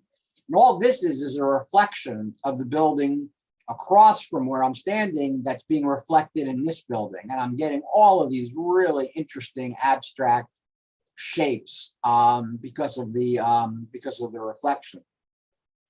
But I highly recommend it. Again, next time you're in New York, definitely take advantage of the High Line. In that same area, there's an area called Hudson Yards. Now, Hudson Yards was the last undeveloped piece of Manhattan that hadn't had office buildings or apartment buildings built. And some developer bought the entire tract and built office buildings and built apartments and built a mall. It's not the most convenient place to live because you're nowhere near a subway station. But he also then hired an architect to build this thing, which they called the vessel. And you have to pay a couple of bucks, or you had to when I was there, for the privilege of being able to walk up these stairs that's 7 stories high. And you do get some kind of interesting views off these balconies. But there's a lot of things blocking your view. As a piece of architecture, I found it actually quite hideous. I really didn't think it mixed with the area at all. I just wasn't impressed with this piece of architecture. Nor was I impressed with taking the images that I was getting from it. But I certainly needed to at least take a picture of it. And I, again, wanted to include some people because that gives you a sense of scale, because this thing is pretty large. But then I noticed that the mall right across from me had glass, was all glass. And so I walked across the way and I started shooting these. And these came out so much more interesting. I just was leaning up against the wall, watching people as they reacted to looking through the glass at this piece of architecture. And this one just by far came out the best because I just love her bodily language. You know, her feet are somewhat crossed, her hands are stray, and you see a nice reflection of her. You know, this was brand new, so the mall was spotless, so all the floors were polished. And so I'm getting, you know, again, that depth and perspective, and I'm still getting a picture of the vessel, but I'm now creating a much more interesting picture by adding a silhouette of a human to the image. This is also from the High Line, and these are the kind of scenes that you can only get since you're 3 or 4 stories up. This is literally the space between 2 office buildings, and these are the different roofs of the building that connected the 2. And to me, there's just so much movement and so much geometric shape in this shot, which I never could have gotten otherwise. You have this beautiful geometric grid right here. I love these semi-triangular tops to this, whatever, I'm not even sure what that is. There was like a little lobby area that was lit up that was interesting. Here's the fence that's separating this building from behind from this building ahead, but you can see straight through right to the other side. And so here I am creating that really nice depth and perspective of this scene, which is just the space that between 2 office towers. And you can see the vents, you know, on the right-hand side over here, which I also liked. So I just thought there was so much going on in this photograph, and yet it still came out as a really nice, balanced, rhythmic composition. Changing locales completely. Again, I mentioned I was in the travel business. So on one of our trips to Paris, I stepped on my balcony and I looked out across the way, and this is exactly what I saw. Was this person, I think it's a woman, smoking a cigarette, leaning her hand on the rail, and all you really see is the hand, the cigarette, and the watch. And, you know, there might have been some shadow detail that I could have brought out, but I really didn't want to bring any of that out. And it was also very important for me to include a piece of the Louvre, because to some people that have been to Paris, they recognize this as Paris right away. It was like, oh, that's in Paris. And that's because a lot of the buildings have these old wooden louvers, as other countries do too. But again, since we're talking about perspective and perception, this was my way of just showing this kind of image from a totally kind of different perspective. And again, vantage point is so important because I had to be on equal planes with this hand. Otherwise, I'd either be looking up or looking down, and it wouldn't nearly be as effective as it is looking straight across. I'm still in Lower Manhattan now, but I'm in a different office building, and I have a different vantage point. I'm still on a balcony, and what I first noticed was all these beautiful reflections of these wavy lines on the top of the glass roof, and they're picked up on this glass roof, and they're also picked up on this glass roof. And I like the texture and the the way the floor, the way the outside was delineated. But I wanted to include some people, so I purposely waited. This gentleman has already come through. This woman is about to go through this revolving door, and this person is about to enter. And then I purposely angled my camera, because if I would have shot it straight on, I think it still would have been kind of static. And if these wavy lines produce anything, they produce motion and rhythm. And if I would have shot it straight on, it would have sort of nullified that feeling that you get of rhythm and movement from those beautiful wavy lines that are being reflected in the roof. So we also love to shoot trees. And sometimes you get lucky. Again, if we have weather, I usually head up to the area that I used to live. And this is pretty much where, this is almost, very close to where I used to live in the country. And I went up one day, we had a snowstorm, and then we had a bit of an ice storm. And as soon as I heard that the highway had been cleared, I just hightailed it straight up 83 to this area, Southern York County, Pennsylvania. And I'm driving down roads that I'm familiar with, and I turn to my right and I see these two trees. And these two trees, as far as I'm concerned, are dancing. There's just no other way to interpret this photo as two trees dancing. And the ice has formed these beautiful formations, giving them skirts and jewelry and blouses. And it's a one-time shot, because well, first of all, this tree on the right, a year later, blew down. So that's now laying on the ground. But it's a one-time shot because meteorologically, I never would have been able to get this again. It never would have happened again. And so, I pulled over and, I had boots on and got myself into a good position and took some shots of these two trees. They're not connected at all. They just look connected. There's no actual physical connection between these two trees. They're not touching each other anywhere, but it looks like they are. So to me, these have always been dancing trees. Now, just a couple of weeks ago, we had a really big fog roll in one Sunday afternoon. It had been a little rainy in the morning, but no one predicted that by like 3 o'clock in the afternoon, this big fog was going to roll in. And I'm looking out my living room window and I'm saying, oh my God, look at this. I can't see across the street. And so again, I can't travel real far because it's too late in the day, but I live in an area that's residential, but also has some areas that are forested that don't have any man-made objects. And so I immediately gravitated right to that area. And so this is a vertical shot of trees, which is certainly one way. And I think it's the way most people try and capture, the verticality of trees. However, another really effective way to change people's perspective is to shoot them horizontally.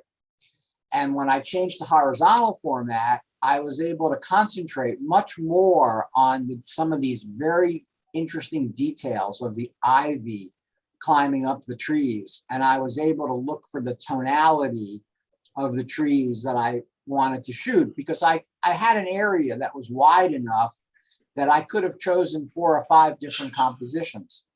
And you can see how deep and dense the fog is. It's really deep.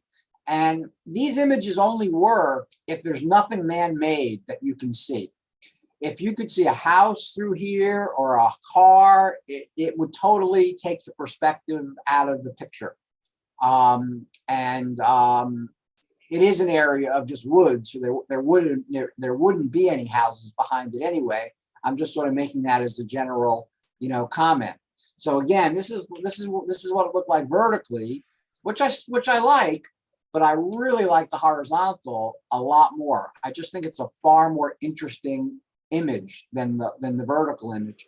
But neither of them were still what I was hoping to get from being out in the fog. And I was still no more than 5 minutes from my house. And as I was driving home, I passed the park a park that we have. And when I saw this, I said, yep, that's the image that I was trying to find. I was trying to find the interrelation between these two trees in the fog. I darkened down the one in the front to give it a little more contrast, but you again can see how deep the fog is in the background, because I didn't do anything to the background in post-processing. That's just how the fog actually looked. But I just love the way this tree in the front just pops out from the scene that's sort of behind it. And once I got that one, then it was getting kind of dark. And so by that time, it was time to head home anyway. Another way, and we're talking about the myth of style, another way that I like to shoot trees is to make them look like Japanese woodcuts, because I really like the art of Japanese and Chinese woodcut print art. I just have always been attracted to it. And so here's what I call these tree stands, this row of trees with no man-made objects in them. And I purposely did convert this in a certain way in the digital darkroom to give it that sort of woodcut kind of look. Sharpening and texture and things like that really help, an image give it a certain look. And that's what I did with this one. And what you're trying to do is, again, just find the most interesting cross section of the scene that's in front of you. And I actually was a fair distance away from this tree stand. And I just, had a longer lens out, on a tripod, and was just sort of scanning to see where the most interesting composition was. And I just loved all these smaller branches that are just, intermingling their way through these larger trees. Here's another way to shoot trees. It's not really that Japanese woodcut look, but it's like, and I think I did have in the back of my mind an image that Ansel Adams took that looks a lot like this. That doesn't mean that mine is in any way close to what Ansel Adams did, but he did take an image of these trees are no more than 1 or 2 years old. And I just love the way they're all sort of interconnected and they're all sort of touching each other. There's like a relationship, a symbiotic relationship between all these trees. And the only really thing I did with this one is I purposely darkened down the background because I wanted I wanted a little more contrast between the actual trees and the background. But again, nothing man-made, no houses, no cars, no people, just the actual trees.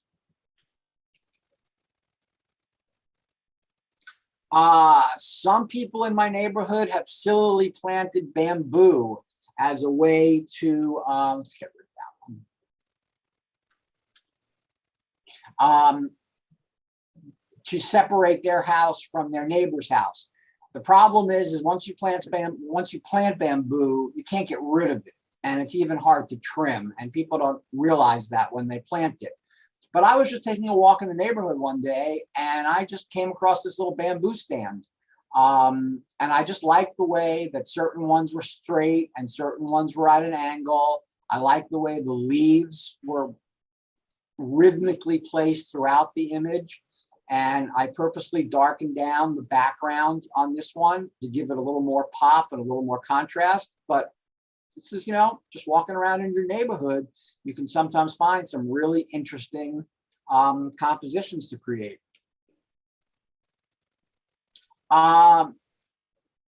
Another tree that I came across that I loved.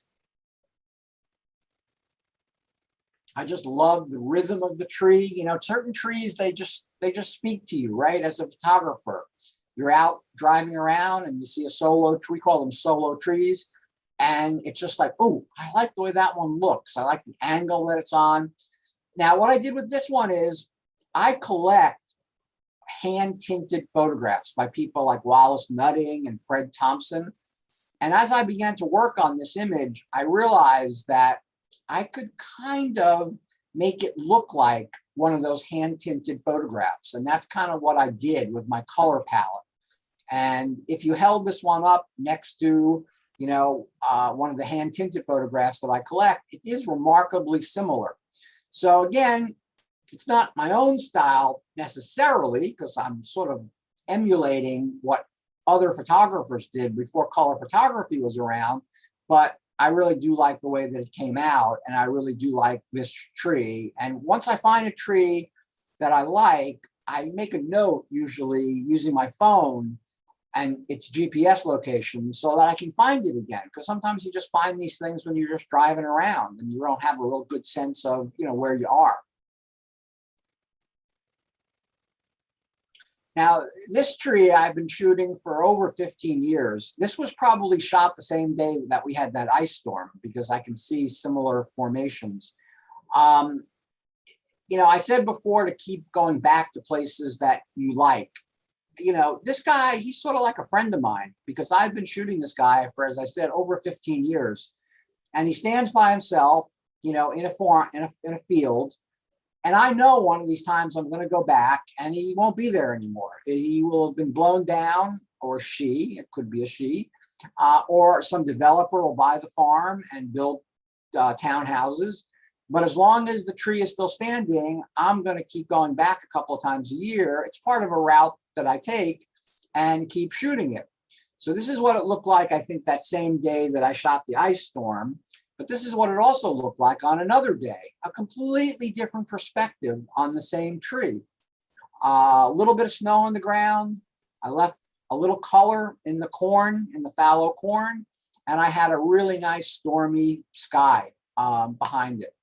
So again, two different versions. That is the same tree as this, although they don't look at all similar, between those two images. Another thing that I like to shoot in Baltimore is the fading industrial base of the city. Baltimore, like many other East Coast cities and Midwest cities, were built on the Industrial Revolution. And a lot of the row homes that are found throughout Baltimore were built to house the workers that worked in these various mills and factories. Now, most of them are gone. Most of them have been razed to the ground, and the land has been used for other purposes. This is about the last one left within the city limits. And you can tell, there's the name of the company. It's the Crown Cork and Seal Company.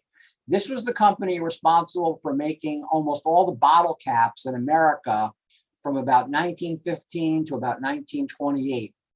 They all were made at the Crown Cork and Seal Company.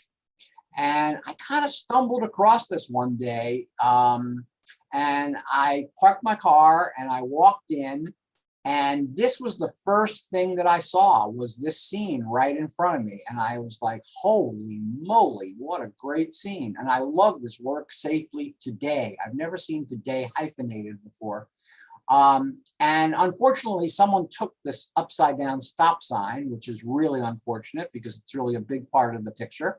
And the colors, I have not saturated these colors or pumped them up. That's actually what colors I saw when I took my first look down this corridor, which is where trucks used to come through.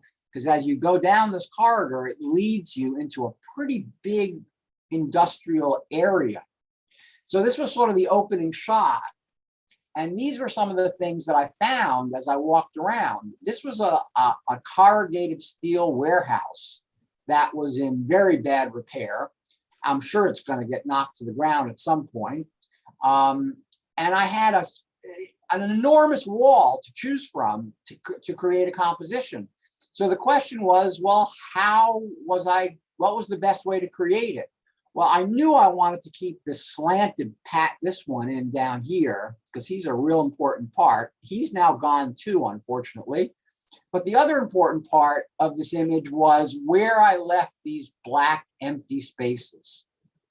And I think where I left them, again, creates kind of a nice rhythmic pattern, which is then broken up by these different corrugated panels.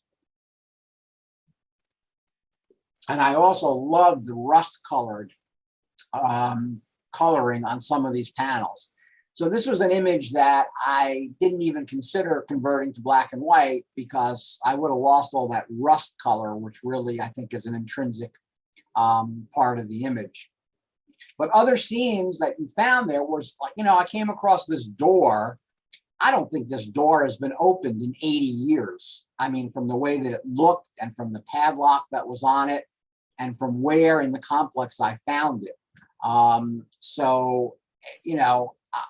The first time I came across this complex, I just had a blast because then I moved on to the windows. And you could see that behind the window is actually a cyclone fence. And then behind the cyclone fence is wood paneling. So this was obviously a building that was being shored up for some reason or was getting ready to be destroyed or whatever. But I saw these windows, and to me, this was like shooting portraits. So you don't necessarily need perspective when you're shooting portraits. You don't need depth when you're shooting portraits. You really just want to capture the surface scene. And so this was one of the windows that I came across. And here's another one. And I just love the patterns of the broken glass and the mesh fence and the wood behind it. It just and they made beautiful prints that just really turned out well. And I like the square format for a window. It just seemed to really work. This is another not quite as faded piece of Baltimore. This is actually closer to my house, but what really appealed to me in this image was this metal stairway. I loved the whole metal stairway. And the problem always was that there were cars and trucks parked at the bottom. And one day I drove by and there were no cars and trucks. And that was my cue to pull over and get my tripod out and put my wide angle lens on and get the whole sweep of the stairway from the top all the way to the bottom. And again, these are brick buildings that were once factories and warehouses that are now being used for different kinds of cottage industries, artist studios, all sorts of things. And I think that's great because these are really beautiful buildings. This is right across the street from the stairway. This is an old abandoned warehouse. I have no idea what its future holds. I don't think anyone is going to try and reuse the building. I purposely came back a little bit later in the day because I wanted to get this raking light across from this corrugated roof into the center of the image. And I will tell you that in this image, right dead center was a no parking sign that was very modern, and that had to go. So that got cloned out. I'm not big on cloning things out of images, but that was an example that that particular sign just didn't go with the rest of the image. And I just call this number 2 because that's what it was labeled. All right, so let's talk about Baltimore briefly. And this is sort of getting to the tail end. This is a still scene taken from The Wire. I don't know how many of you in my audience have seen The Wire, but The Wire, it was a 5-season TV show shot and made in Baltimore by a brilliant guy named David Simon. I personally think it's the greatest thing ever made for television. And the first time I watched The Wire all the way through, all 5 seasons, it was for the storyline because there were so many. There were like 40 main characters that you had to keep track of, which was kind of difficult. But the second and third times I rewatched the whole series, it was more to see kind of where and how it was shot. And the guy that was the production designer was kind enough to actually produce a map of where The Wire was shot in what is now a defunct alternative newspaper that we used to get for free called the City Paper. And so I remember clipping out that map and then beginning my exploration of Baltimore. So this was a scene from The Wire. And this was one of the first shots that I did in any of the areas that The Wire was shot in. And I saw that Baltimore Believe, and that's what really drew me to this. Baltimore is getting better in general, we still have though 30 to 40,000 abandoned homes in Baltimore, which is like way too many. And a lot of these were the homes that were built to house the workers whose jobs don't exist anymore. And so these houses were basically abandoned, and the city is trying its best to, to keep up with the knocking them down or the renovating of some of them that are still in pretty good shape. So this is in an area, the city tried to build a mall within the city limits called Old Town Mall, which was a total disaster. But I used to like going there to shoot. And this was one day that I was there, and I just liked the way this guy was strolling down the street. He's wearing my colors. I'm an Oriole fan, so he's wearing an Oriole hat. He's wearing an an orange shirt. And I wish he was a little more to the left, but I kind of still like him. I like his White Sox. I like his cane. I like the fact that he's under the New Hope Christian Fellowship sign. So this became one of the shots that I took at the Old Town Mall. This is one of the outsides of what the Old Town Mall looks like today. So you can see it's really fallen on terrible times. Where you see that sharp-dressed man, this rectangle, that used to be covered with plastic sheeting. So it was very unattractive. And one day I drove by and the plastic sheeting had either blown down or someone had taken it down. And the minute I saw that, and then I saw the sharp-dressed man with that arrow and the shape that these windows were in, it was like, yep, this is what I wanted to shoot. And you can even see there, it says the Atlantic and Pacific Tea Company. That was printed on the building probably, 40 or 50 years ago. The precursor for A&P. So this is just my continued exploration of Baltimore. Now, we had in Baltimore a photographer that worked for the Baltimore Sun, our main newspaper, and he was actually a great photographer. His name was A. Aubrey Bodine, and he was a member of the Baltimore Camera Club, I should add. These are what the white marble steps outside of people's row homes used to look like.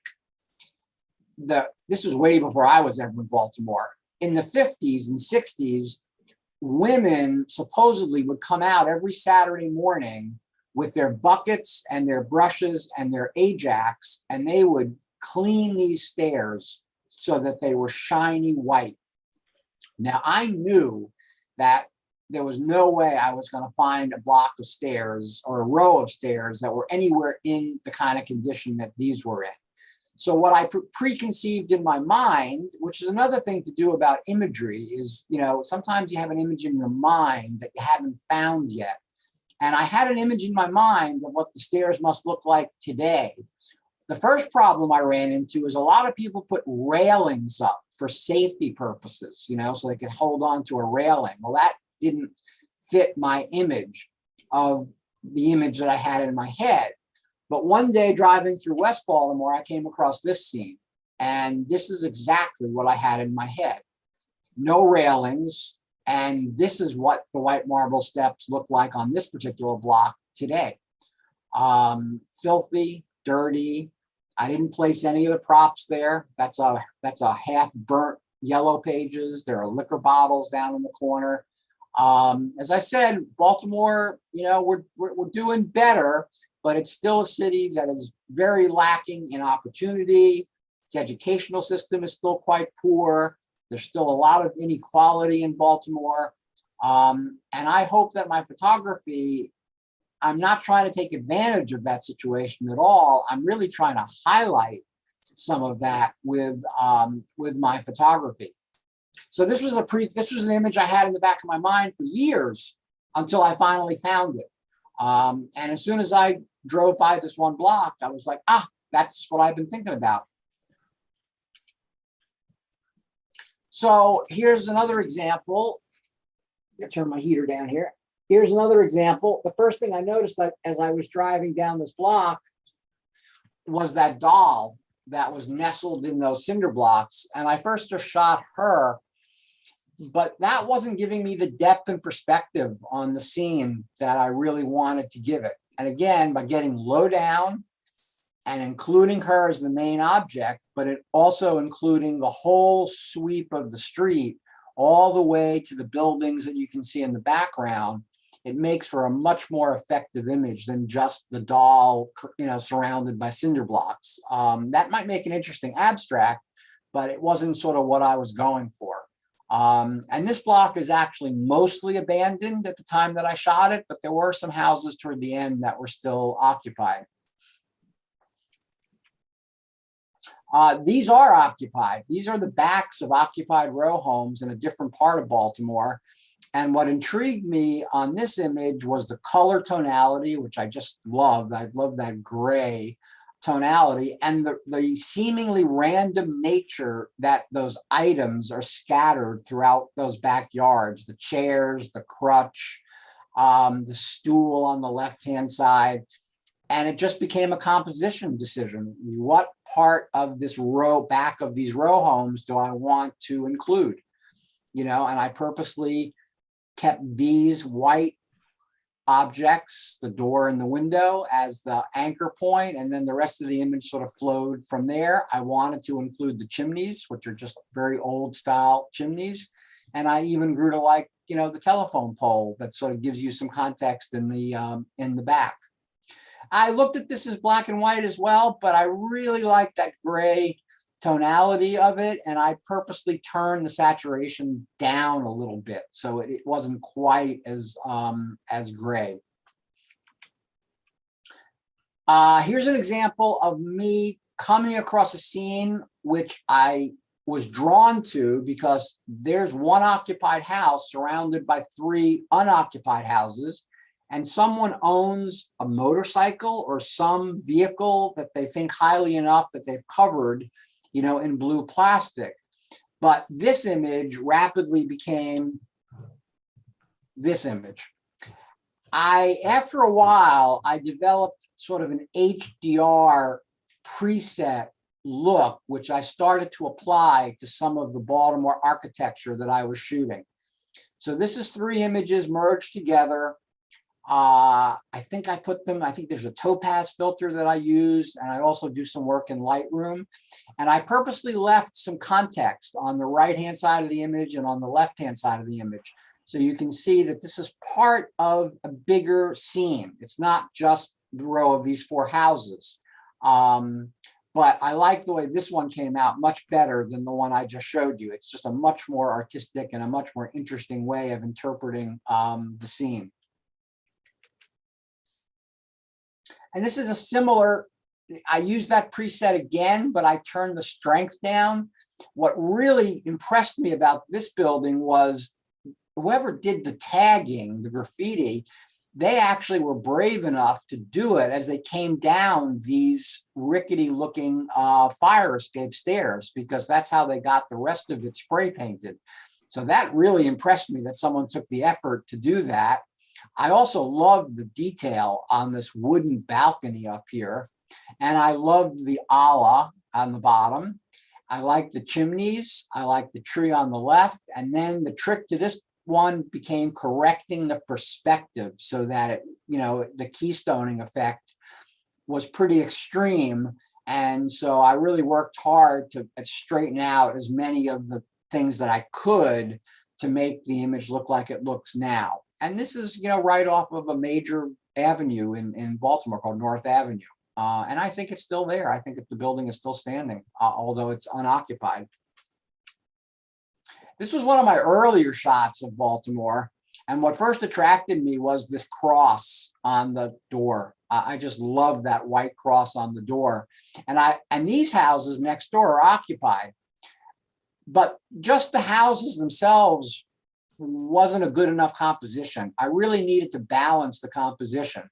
And what helped me balance this composition was this beautiful tree that's sitting in what's called Baltimore Cemetery, and this line from the sidewalk that leads you right to where I want you to lead, right to the tree.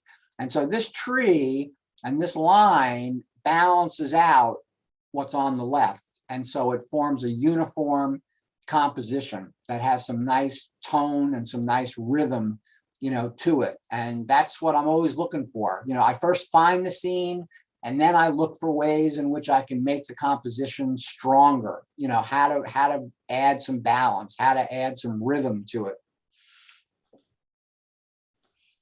I normally criticize people for shooting other people's art. But I love the way that this side of the building, which I knew was going to be demolished within about a week of me getting this picture, it was so interesting to me. And I love the staircase that's coming down through it, that I broke my own rule and I did shoot other people's art. But I just love the way the group of people that worked on this building tagged it. I just think it's really artistically done, and it's now completely gone because it was a part of a warehouse that had been sitting in disrepair for 20 years, and now it's been razed to the ground, and I'm not sure what's coming in its place. Probably another warehouse, or maybe some low to moderate income housing. That's what we really need. But we also have Baltimore that looks like this. And, these are the row homes of Baltimore that I refer to. You can find homes like this throughout the city. This happens to be, these happen to be in a pretty trendy neighborhood, not too far from where I live. So these row homes, which are not very big, they go for like $300,000 to $350,000 now. And I showed this to someone, another photographer, and she blurted out, I live in that blue house.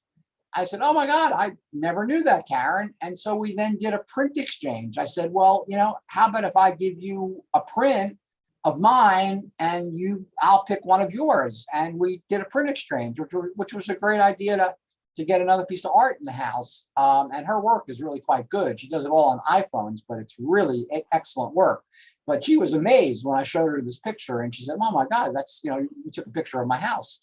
Now, again, what I got lucky with was no cars. And that was always the problem. Whenever I drove up this block, and it is as slanty and as hilly as it looks, there were always cars in front. And that really made this picture impossible to get.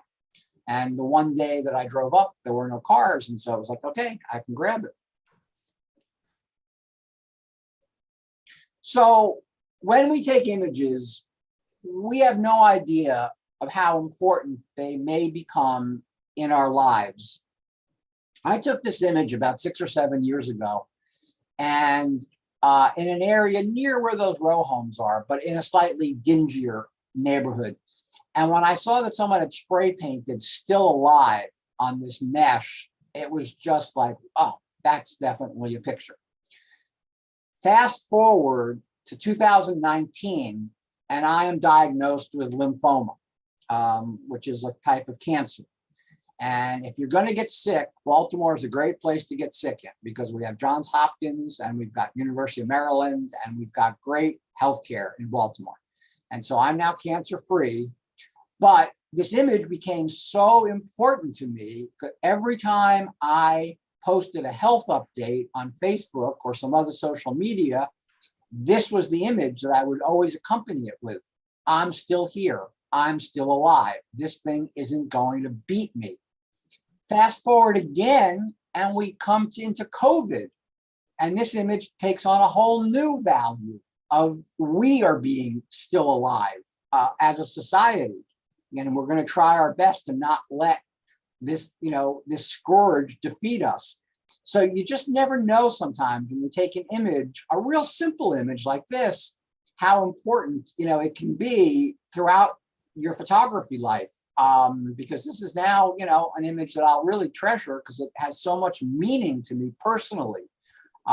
Going back to that whole thing about emotionally connected. If there's one image that I'm emotionally connected to, it's this one right here.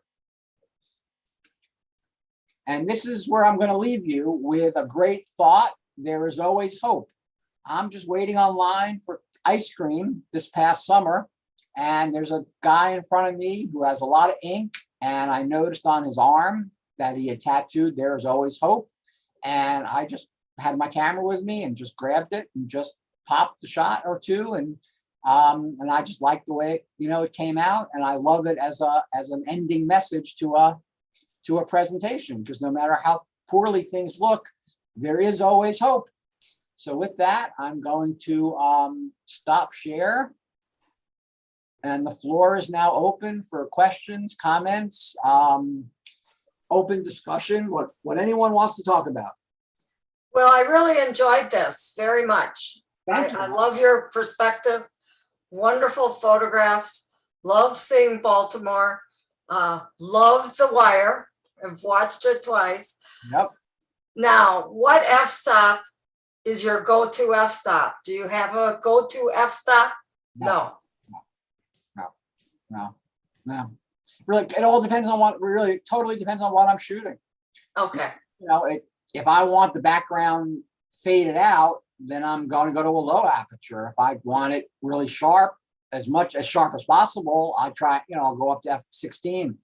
But no, I generally am shooting on either aperture or shutter priority. And that also depends on what I'm shooting. If motion is involved, well then, shutter priority might be the way to go. If there's no motion involved, then, then the scene might determine what aperture I want to use. And so then I go to aperture priority.